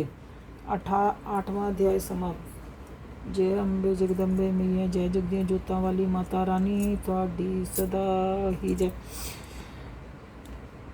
दुर्गा सप्तशती का 9वां अध्याय। निशुंभ का वध। राजा ने कहा, भगवान आपसे मुझे रक्त बीज के वध के से संबंध रखने वाला देवी चरित्र का अद्भुत महात्म्य बतलाया है। रक्त बीज के मारे जाने पर अत्यंत क्रोधित शुभ और निशुंभ ने जो कर्म किया उसको मैं सुनना चाहता हूँ। ऋषि बोले, राजन, संग्राम में रक्त बीज और दैत्य के मारे जाने पर शुभ और निशुंभ ने क्रोध का पारावार न रहा। अपनी सेना विशाल सेना को इस प्रकार मारी जाती देख निशुभ क्रोध में भरकर देवी की ओर दौड़ा। उसने 7 असुरों की प्रधान सेना थी। उसके आगे पीछे पर भाग भाग बड़े बड़े असुर थे, जो क्रोध से होठ चबाते हुए देवी को मार डालने के लिए महाबली शुभ भी अपनी सेना के साथ मृत्युगणों के साथ युद्ध करता हुआ क्रोध वंश चंडिका को मारने के लिए आ पहुंचा। तब देवी के साथ शुभ और निशुभ का घोर संग्राम छिड़ गया। वे दोनों मेघों की भांति बाणों की भीषण वर्षा कर रहे थे। दोनों को चलाए हुए बाणों को चंडिका ने अपने बाणों से तुरंत काट डाला और शस्त्रों की वर्षा से करने पर दैत्यपतियों के अंगों की चोट पहुंचाई। निशुभ ने तीक्ष्ण तलवार और चमकती हुई ढाल लेकर देवी की श्रेष्ठ सवारी सिंह के माथे पर प्रहार किया। अपने वाहन की चोट पहुंचने पर देवी ने शुभप्रद नामक बाण से निशुभ की उत्तम तलवार तुरंत काट डाली। उसकी ढाल को भी जिसने 8 चांद जड़े हुए तो टुकड़े टुकड़े कर दिया। ढाल और तलवार के कट जाने पर उस असुर ने शक्ति चलाई, किंतु सामने आने पर देवी ने चक्र से उसके भी 2 टुकड़े कर दिए। अब तो निशुभ क्रोध से जल उठा और उस दानव ने देवी को मारने के लिए शूल उठाया, किंतु देवी ने समीप आने पर भी मुक्के से मारकर चूर कर दिया। तब उसने गदा घुमाकर चंडी के ऊपर प्रहार किया, परंतु वह देवी के त्रिशूल से कटकर भस्म हो गई। दंततर दैत्यराज निशुभ को फरसा हाथ में लेकर अपनी ओर आते देख देवी ने बाणों को आहत कर उसे धरती पर सुला दिया। उस भयंकर पराक्रमी भाई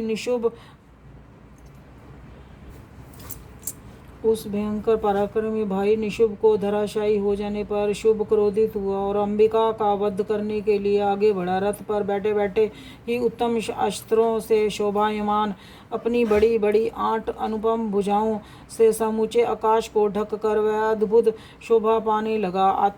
उसे आते देख कर शंख बजाया और धनुष की डोरी का भी अत्यंत दुस्साहस शब्द किया। साथ ही अपने घंटे के शब्द से जो समस्त सैनिकों का तेज नष्ट करने वाला संपूर्ण दिशाओं को गुंजा दिया। इसके बाद सिंह ने भी अपनी दहाड़ से, जिसे सुनकर बड़े बड़े गजराजों का महान मद दूर हो जाता है, आकाश पृथ्वी और दशाओं दिशाओं में गूंजा दिया। फिर काली ने आकाश से उछलकर अपने दोनों हाथों से पृथ्वी पर चोट की। इससे ऐसा भयंकर शब्द उत्पन्न हुआ जिससे पहले के भी शब्द मद पड़ गए।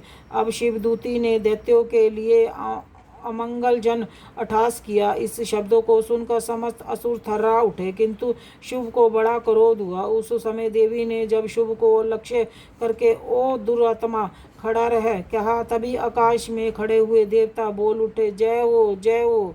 शुभ ने वहां आकर ज्वालाओं से युक्त अत्यंत भयानक शक्ति चलाई। अग्नि में पर्वत के समान आती हुई उस शक्ति को देवी ने बड़ी भारी उल्का से दूर हटा दिया। उस समय शुभ की गर्जना से तीनों लोग गूंज उठे। राजन, उसकी प्रतिध्वनि से ब्रजपात के समान भयानक शब्द हुआ, जिससे सब शब्दों को जीत लिया। शुभ के चलाए हुए बाणों को देवी ने और देवी के चलाए हुए बाणों को शुभ ने अपने भयंकर बाणों द्वारा सैकड़ों और हजारों खंड कर दिए। तब क्रोध में भरी हुई चंडिका ने शुभ पर शूल से प्रहार किया, जिससे मूर्छित हो वह पृथ्वी पर गिर पड़ा।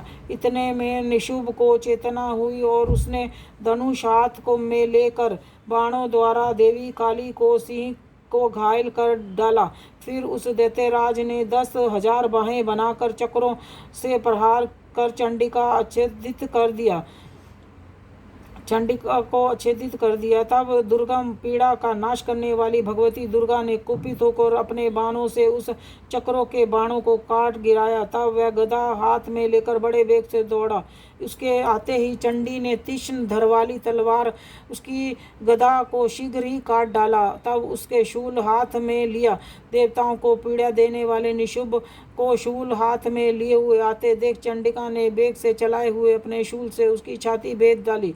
शूल से विदर्न से हो जाने पर उसकी छाती से एक दूसरा महाबली पुरुष खड़ी रह कहता हुआ निकला। उस निकलते हुए पुरुष की बात सुनकर देवी अट्ठास कर हंस पड़ी और खड़क से उन्होंने उसका मस्तक काट डाला। फिर तो वह पृथ्वी पर गिर पड़ा। तत्पश्चात सिंह अपनी दाढ़ों से असुरों की गर्दनों कुचल कर खाने लगी। यह बड़ा भीषण दृश्य था। उधर काली तथा शिवदूती ने भी न्याय देवताओं को भक्षण करना आरंभ किया। कुमारी शक्ति ने विर्धन होकर कितने महादैत्य नष्ट हो गए। ब्राह्मणी के मंत्रपूत जल से निस्संदेह होकर कितने ही भाग खड़े हुए। कितने ही दैत्य महेश्वरी से त्रिशूल से छिन्न भिन्न हो खेत रहे। ब्राही के थूथन की चोट से कितनों को पृथ्वी पर कचुम्बर निकाल दिया। वैष्णवी ने भी अपने चक्र से दानवों के टुकड़े टुकड़े कर डाले। इंद्राणी के हाथ से छूटे हुए ब्रज से भी कितने ही प्राणों से हाथ धो बैठे। कुछ असुर नष्ट हो गए, कुछ उस महायुद्ध में भाग गए और कितने ही काली शिवदूती तथा सिंह के ग्रास बन गए। 9वां अध्याय समाप्त। जयकारा शेरावाली दा बोल साचे दरबार की जय। 10वां अध्याय शुभ का वध।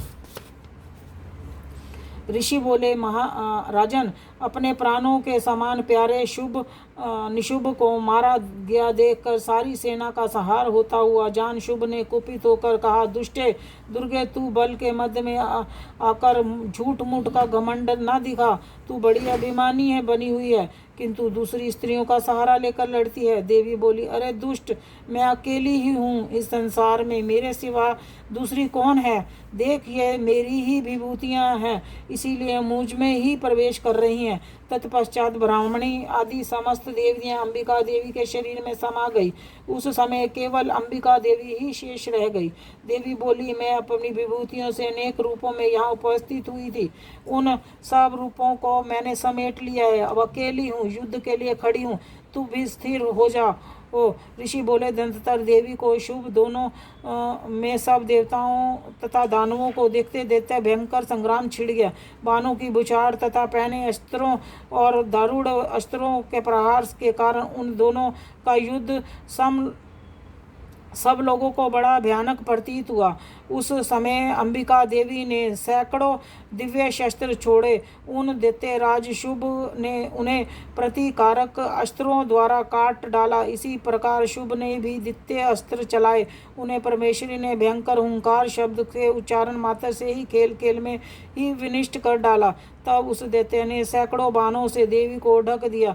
ये देख क्रोध में भरकर उस देवी ने भी बाण फेंककर उसका धनुष काट डाला। दंततर असुरों के स्वामी शुभ ने 100 चांद वाली चमकती हुई ढाल और तलवार हाथ में ले उस समय देवी का आक्रमण किया। उससे आते देख चंडिका ने अपने धनुष से छोड़े हुए पहने बाणों द्वारा उसकी सूर्य किरणों के समान प्रकाशमान ढाल को तलवार को तुरंत काट दिया।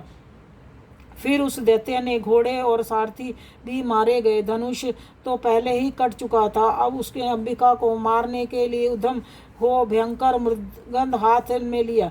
उसे आते देख देवी ने अपने पहने बाणों से उसका मृदन काट डाला। इस पर भी असुर मुक्का तान कर बड़े वेग से देवी को और लपका। उस असुरेश्वर ने देवी की छाती में मुक्का मारा। तब देवी ने भी उसकी छाती में एक मुक्की प्रहार किया। देवी का थप्पड़ खाकर दैत्यराज शुभ पृथ्वी पर गिर पड़ा, किंतु पुनः सहसा पूर्वता उठकर खड़ा हुआ। फिर उछला और देवी को ऊपर से जाकर आकाश में खड़ा हो गया। तब चंडिका आकाश में बिना किसी आधार के ही शुभ के साथ युद्ध करने लगी। उस समय दैत्य और चंडिका आकाश में एक दूसरे से लड़ने लगे। उसका यह युद्ध सिद्धों और मुनियों को आश्चर्य में डालने वाला हुआ। फिर अंबिका ने शुभ के साथ बहुत देर तक युद्ध करने के पश्चात उसे उठाया और पृथ्वी पर पटक दिया। पटकने के जाने पर पृथ्वी पर आने के बाद वह दुरात्मा असुर पुनः चंडिका को मारने के लिए उसकी ओर वेग बड़े वेग से दौड़ा। तब समस्त दैत्यों के राजा शुभ को अपनी ओर आते देख देवी ने शूल से उसकी छाती छेद कर उसे पृथ्वी पर गिरा दिया। देवी के शूल से धार से घायल होने पर उसके प्राण पखेरु उड़ गए और वह समुद्रों, द्वीपों और पर्वतों सहित पृथ्वी को कांपता हुआ पृथ्वी पर गिर पड़ा। उस दुरात्मा को मारे जाने पर सारा जगत प्रसन्न हो गया। आकाश स्वच्छ दिखाई देने लगा। पहले तो उल्पा उत्पातक सूतक मेघ और उत्पात होते थे, वे सब शांत हो गए। अब दैत्य के मारे जाने पर नदियां भी ठीक मार्ग में बहने लगी। उस समय शुभ की मृत्यु के बाद संपूर्ण देवताओं का हृदय उल्लास से भर गया और गंधर्व वर्ण मीठे मीठे गीत गाने लगे। कुछ गंधर्व बाजे बजाने लगे और अप्सराएं नृत्य करने लगी। पवित्र वायु बहने लगी। सूर्य की क्रांति उत्तम हो गई। जगशालाओं की बुझी हुई आग अपने आप प्रज्वलित हो उठी तथा संपूर्ण दिशाओं में भयंकर शब्द शांत हो गया। 10वां अध्याय समाप्त। जयकारा शेरावाली दा बोल साचे दरबार की जय। दुर्गा सप्तशती का 11वां अध्याय। देवताओं द्वारा देवी की स्तुति और देवी द्वारा देवताओं का वरदान। ऋषि बोले, देवी के द्वारा वहाँ महाअसुर शुभ के मारे जाने पर इंद्र आदि देवता अग्नि को आगे करके कात्यायनी देवी की स्तुति करने लगे। उस समय इष्ट प्राप्ति होने के उसके मुख कमल चमक उठे और उसके प्रकाश से दिशाएं भी जगमगा उठी। देवता बोले, शरणागत की पीड़ा दूर करने वाली देवी हम पर प्रसन्न हो। संपूर्ण जगत की माता प्रसन्न हो। विश्वेश्वरी विश्व की रक्षा करो। देवी तुम ही जड़ चेतन जगत की स्वामिनी हो। तुम इस जगत की एकमात्र आधार हो, क्योंकि पृथ्वी पर रूप में तुम्हारी ही स्थिति है। देवी तुम्हारे पराक्रम का कोई नहीं लांघ सकता। तुम ही जल रूप में स्थित होकर संपूर्ण जगत को तृष्ण करती हो और तुम ही अनंत बल से संपन्न वैष्णवी शक्ति हो। इस विश्व की कारणभूता परमामया तुम ही हो। देवी तुमने इस समस्त जगत को मोहित कर रखा है। तुम ही प्रसन्न होने पर इस पृथ्वी पर मोक्ष पद को प्राप्त कराती हो। संपूर्ण विद्याएं तुम्हारे ही भिन्न भिन्न रूप हैं। जगत में जितनी जितनी स्त्रियां हैं वे सब तुम्हारी ही मूर्तियां हैं। जगदम्बे एकमात्र तुम्हें ही इस विश्व में व्याप्त कर रखा है। तुम्हारी स्तुति क्या हो सकती है। तुम तो स्तुति करने योग्य पदार्थों से परे हो एवं परावानी हो। देवी जब तुम स्वरूप एवं स्वर्ग का मोक्ष प्रदान करने वाली हो तब इसी रूप में तुम्हारी स्तुति हो गई। तुम्हारी स्तुति के लिए इससे अच्छी उक्तियां और क्या हो सकती हैं। बुद्धि रूप से सब लोगों में हृदय में विराजमान रहने वाली स्वर्ग एवं मोक्ष को प्रदान करने वाली नारायणी देवी तुम्हें नमस्कार है। कला काष्ठा के रूप में क्रमशः अवस्था परिवर्तित हो और ले जाने वाली तथा विश्व का उपसंहार करने वाली समर्थ नारायणी तुम्हें नमस्कार है। हे नारायणी तुम सब प्रकार से मंगल करने वाली कल्याणमयी और मंगलदायिनी शिवा हो। सब पुरुषार्थों को सिद्ध करने वाली शरणागत वत्सल्य 3 नेत्रों वाली एवं गौरी हो। तुम्हें नमस्कार है। तुम सृष्टि के पालन और संहार की शक्ति रूप भूता पुरातन देवी, गुणों का आधार तथा सर्व गुण संपन्न हो। नारायणी तुम्हें नमस्कार है। शरण में आए हुए दीनों पीड़ितों की रक्षा में रत रहने वाली तथा सबकी पीड़ा का निवारण करने वाली नारायणी देवी तुम्हें नमस्कार है। नारायणी तुम ब्राह्मणी तथा रूप धारण करने वाले हंसों से जुटे हुए विमान पर बैठती हो और कुछ मिश्रित जल छिड़कती रहती हो। तुम्हें नमस्कार है। महेश्वरी के रूप में त्रिशूल, चंद्रमा और सर्प को धारण करने वाली तथा महान वृषभ की पीठ पर बैठने वाली नारायणी देवी तुम्हें नमस्कार है। मोरों और मुर्गों से घिरी रहने वाली महाशक्ति को धारण करने वाली कुमारी रूप धारणी निष्पाप पे नारायणी तुम्हें नमस्कार है। शंख चक्र गदा और शंकर धनुष रूप उत्तम शस्त्रियों को धारण करने वाली वैष्णवी शक्ति रूपा नारायणी तुम प्रसन्न हो। तुम्हें नमस्कार है। हाथ में भयानक महाचक्र लिए और दाढ़ों पर धरती को उठाए बराही रूप धारणी कल्याणमयी नारायणी तुम्हें नमस्कार है। भयंकर नरसिंह रूपा से दैत्यों का वध के लिए उद्यान करने वाली तथा त्रिभुवन की रक्षा में संकलन करने वाली नारायणी तुम्हें नमस्कार है। मस्तक पर किरीट और हाथ में महाब्रज धारण करने वाली सहस्त्र नेत्रों के कारण उदित दिखाई देने वाली तथा वृषासुर के प्राणों का अपहरण करने वाली इंद्रा शक्ति रूपा नारायणी देवी तुम्हें नमस्कार है। शिवदूती रूप से दैत्यों का महती सेना का संहार करने वाली भयंकर रूप धारण करने वाली नारायणी तुम्हें नमस्कार है। दाढ़ों के कारण भयंकर मुख वाली मुंडमाला से अलंकृत मुंड मर्दनी चमुंडा रूपा नारायणी तुम्हें नमस्कार है। महाविद्या शरदा पुष्टि सबदा लक्ष्मी ध्रुवा महारात्रि लज्जा तथा महाअविद्या रूपा तुम्हें नमस्कार है।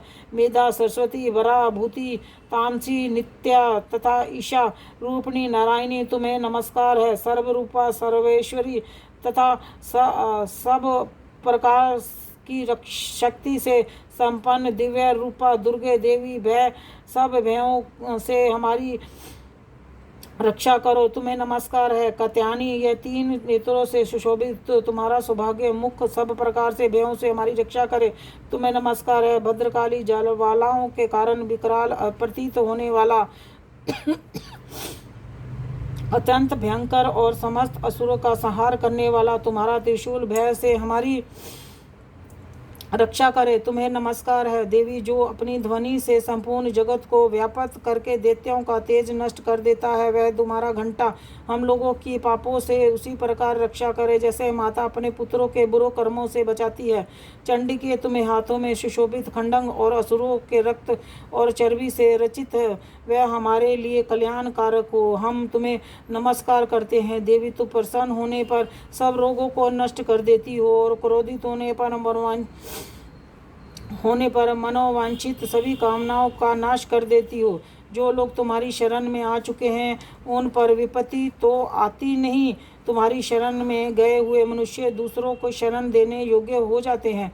देवी अंबिके, तुमने अपने स्वरूप को अनेक भागों में बांट करके नाना प्रकार के रूपों से जो इस समय इस धर्मद्रोही महादैत्यों का संहार किया है, वह सब दूसरी कौन कर सकती है। विद्याओं में ज्ञान और प्रकाशित करने वाले शास्त्रों में तथा आदि वाक्यों में तुम्हारे सिवा और किसका वर्णन है, तथा तुमको छोड़कर दूसरी कौन ऐसी शक्ति है जो इस विश्व को अज्ञान में घोर अंधकार से परिपूर्ण ममता रूपी गड्ढे में निरंतर भटका रही है। जहाँ राक्षस वहाँ भयंकर विषैले सांप, जहाँ शत्रु और लुटेरों की सेना और जहाँ दानव दल हो, वहाँ पर सब समुद्र के बीच में भी भय तुम विश्व की रक्षा करती हो, इसीलिए संपूर्ण विश्व को धारण करती हो। तुम भगवान विश्वनाथ की भी पूजनीय हो। जो लोग भक्ति पूर्वक तुम्हारे सामने मस्तक झुकाते हैं वे संपूर्ण विश्व को आश्रय देने वाले होते हैं। देवी प्रसन्न हो, जैसे इस समय असुरों के वध करके तुमने ही हमारी रक्षा की है, उसी प्रकार सदा हमारे शत्रुओं को हमें शत्रुओं के भय से बचाओ। संपूर्ण जगत का पाप नष्ट कर बड़े बड़े उपद्रवों को शीघ्र दूर करो। विश्व की पीड़ा दूर करने वाली देवी, हम तुम्हारे चरणों पर पड़े हैं, हम पर प्रसन्न हो। त्रिलोक निवासियों की वंदनीय परमेश्वरी, सब लोगों को वरदान दो। देवी बोली, देवताओं मैं वरदान देने को तैयार हूँ, तुम्हारे मन में जिसकी इच्छा हो वर मांग लो। संसार के लिए उपकार वर को मैं अवश्य दूंगी। देवता बोले, सर्वेश्वरी तुम इसी प्रकार तीनों लोकों में सारी बाधाओं को शांत करो और हमारे शत्रुओं का नाश करती रहो।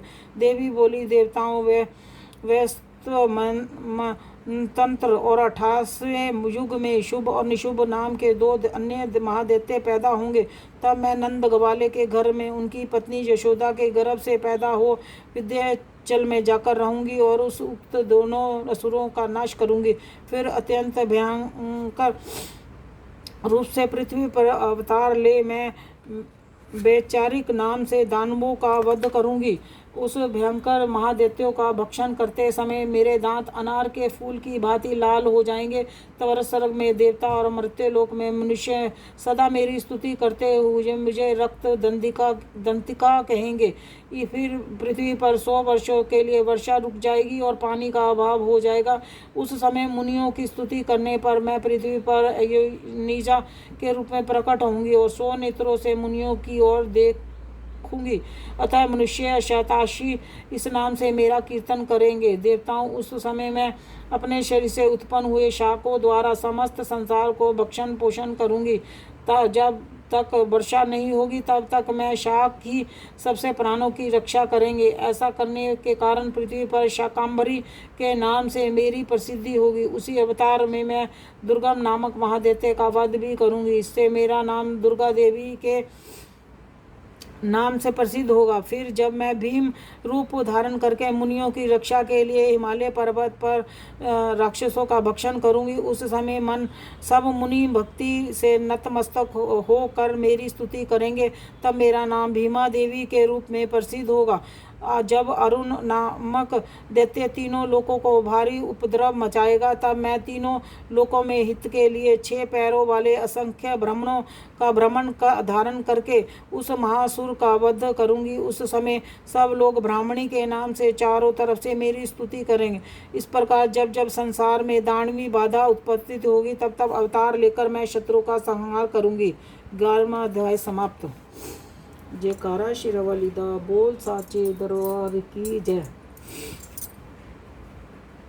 दुर्गा सप्तशती का 12वां अध्याय। देवी चरित्रों का पाठ का महत्व।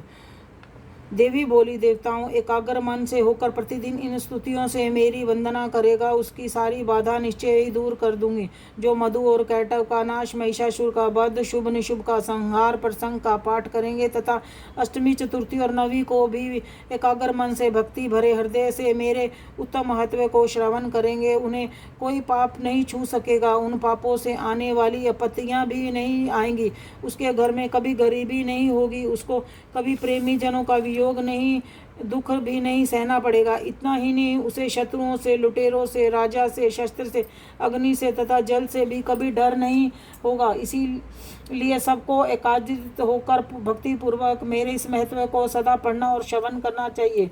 यह परम कल्याण कारक है। मेरा महत्व महामारी से पैदा होने वाले समस्त उपद्रवों को आध्यात्मिक, अधिभौतिक, आधि वैदैविक तीनों उत्पातों को शांत करने वाला है। मेरे जिस मंदिर में प्रतिदिन विधि पूर्वक मेरे इस महत्व का पाठ होता है, उस स्थान पर मैं कभी भी नहीं छोड़ती, वह सदा ही मेरा वास रहता है। बलि, पूजा, होम, महोत्सव और अवसरों पर मेरे चरित्र का पूरा पाठ और श्रवण करना चाहिए।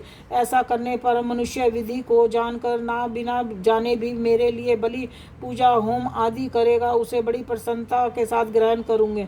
शरद काल में जो वार्षिक महापूजा की जाती है, उस अवसर पर जो मेरे इस महत्व को भक्तिपूर्वक सुनेगा और मनुष्य मेरे प्रसाद से सब बाधाओं से मुक्त तथा धन धान्य एवं पुत्र से संपन्न होगा, इससे कुछ भी संदेह नहीं है। मेरे इस महत्व को सुनकर तथा मेरी शुभ उत्पत्तियों को सुनकर और युद्ध के किए हुए पराक्रमों को सुनकर मनुष्य निर्भय हो जाता है, उसके शत्रु का नाश हो जाता है और उसका सब प्रकार से कल्याण होता है तथा उसका कुल सुखी रहता है। सर्वत्र शांति, कर्म से बुरे स्वप्न दिखाई देने तथा ग्रह जनित भयंकर पीड़ा उपस्थित होने पर भी मेरा महत्व श्रवण करना चाहिए। इससे सब विघ्न, बाधा, भयंकर ग्रह बाधाएं शांत हो जाती हैं और मनुष्य द्वारा देखा दुस्वप्न शुभ स्वप्न में बदल जाता है। बल ग्रहों से पीड़ित हुए बालकों के लिए यह महत्व शांति कारक है तथा मनुष्य के संगठन में फूट होने पर यह अच्छी प्रकार मैत्री कराने वाला होता है। यह महत्व सारे दुष्ट जनों के बल का नाश करने वाला है। इसके पाठ्यक्रम से राक्षसों, भूतों, पिशाचों विनाश हो जाता है। मेरा ये सब महत्व मेरे संधान में प्राप्ति कराने वाला है। पत्र, पुष्प, अर्घ, धूप, दीप, गंध आदि उत्तम सामग्रियों द्वारा आराधना करने से, प्रतिदिन स्नान से, नाना प्रकार के अन्य भोग से अर्पण करने से तथा दान देने से आदि से 1 वर्ष तक जो मेरी पूजा की जाती है, उसे मुझे जितनी प्रसन्नता होती है उतनी प्रसन्नता मेरे इस उत्तम चरित्र का एक बार श्रवण करने मात्र से हो जाती है। यह महत्व श्रवण करने पर पापों को हर लेता है और आरोग्य प्रदान करता है। मेरे प्रादुर्भाव का कीर्तन समस्त भूतों से रक्षा करता है तथा मेरा युद्ध विनाशक चरित्र दुष्ट असुरों का संहार करने वाला है। इससे श्रवण करने पर मनुष्यों को शत्रुओं का भय नहीं रहता। देवताओं, तुमने जो ब्रह्मा ऋषियों ने भी मेरी स्तुति की है तथा ब्रह्मा जी ने भी जो स्तुतियाँ की है, वह सभी कल्याणमयी बुद्धि प्रदान करती हैं। धन में सुने मार्ग में अथवा दावानल से घिर जाने पर, निर्जल स्थान में लुटेरों के पंजे में पड़ जाने पर, शत्रुओं के पकड़े जाने पर, अथवा जंगल में सिंह बांध आदि जंगलों हाथियों से पीछा करने पर, क्रोधित राजा से देश से बद्ध बंधन के साथ में ले जाए जाने पर, अथवा महासागर में नाव में बैठने के बाद भारी तूफान से नाव में डगमगा हो जाने पर, अत्यंत भयंकर युद्ध और शास्त्रों का प्रहार होने पर, अथवा वेदना से ग्रसित होने पर, सभी भयानक बाधाओं से उपस्थित होने पर जो मेरे इस चरित्र का स्मरण करता है वह संकट से मुक्त हो जाता है। मेरे प्रभाव से सिंह आदि जंगली खूंखार जानवर नष्ट हो जाते हैं तथा लुटेरे और शत्रु भी मेरे चरित्र का स्मरण करने पर पुरुष से दूर भागते हैं। ऋषि बोले, यूं कहकर प्रचंड प्रकार वाली भगवती चंडिका सब देवताओं को देखते देखते ही अंतर ध्यान हो गई। फिर समस्त देवता भी शत्रुओं को मारे जाने पर निर्भय हो पहले की भांति यज्ञ भाग का प्रयोग करते हुए अपने अपने अधिकार का पालन करने लगे। संसार का संहार करने वाले महाभयंकर अतुल पराक्रमी नीच देव शत्रु शुभ और महाबली निशुभ के युद्ध में देवी द्वारा मारे जाने पर शिव दैत्य पाताल लोक में चले गए। राजन, इस प्रकार भगवती अंबिका देवी नित्य होते हुए पुनः पुनः प्रकट होकर जगत की रक्षा करती हैं। वे ही इस विश्व को मोहित करती हैं, वे ही जगत को जन्म देती हैं, वे ही प्रार्थना करने पर संतुष्ट हो विज्ञान और समृद्धि प्रदान करती हैं। राजन, महाप्रलय के समय महामारी के रूप में सब रूप धारण करने वाली वह महाकाली इसी समस्त ब्रह्मांड के व्यापक है।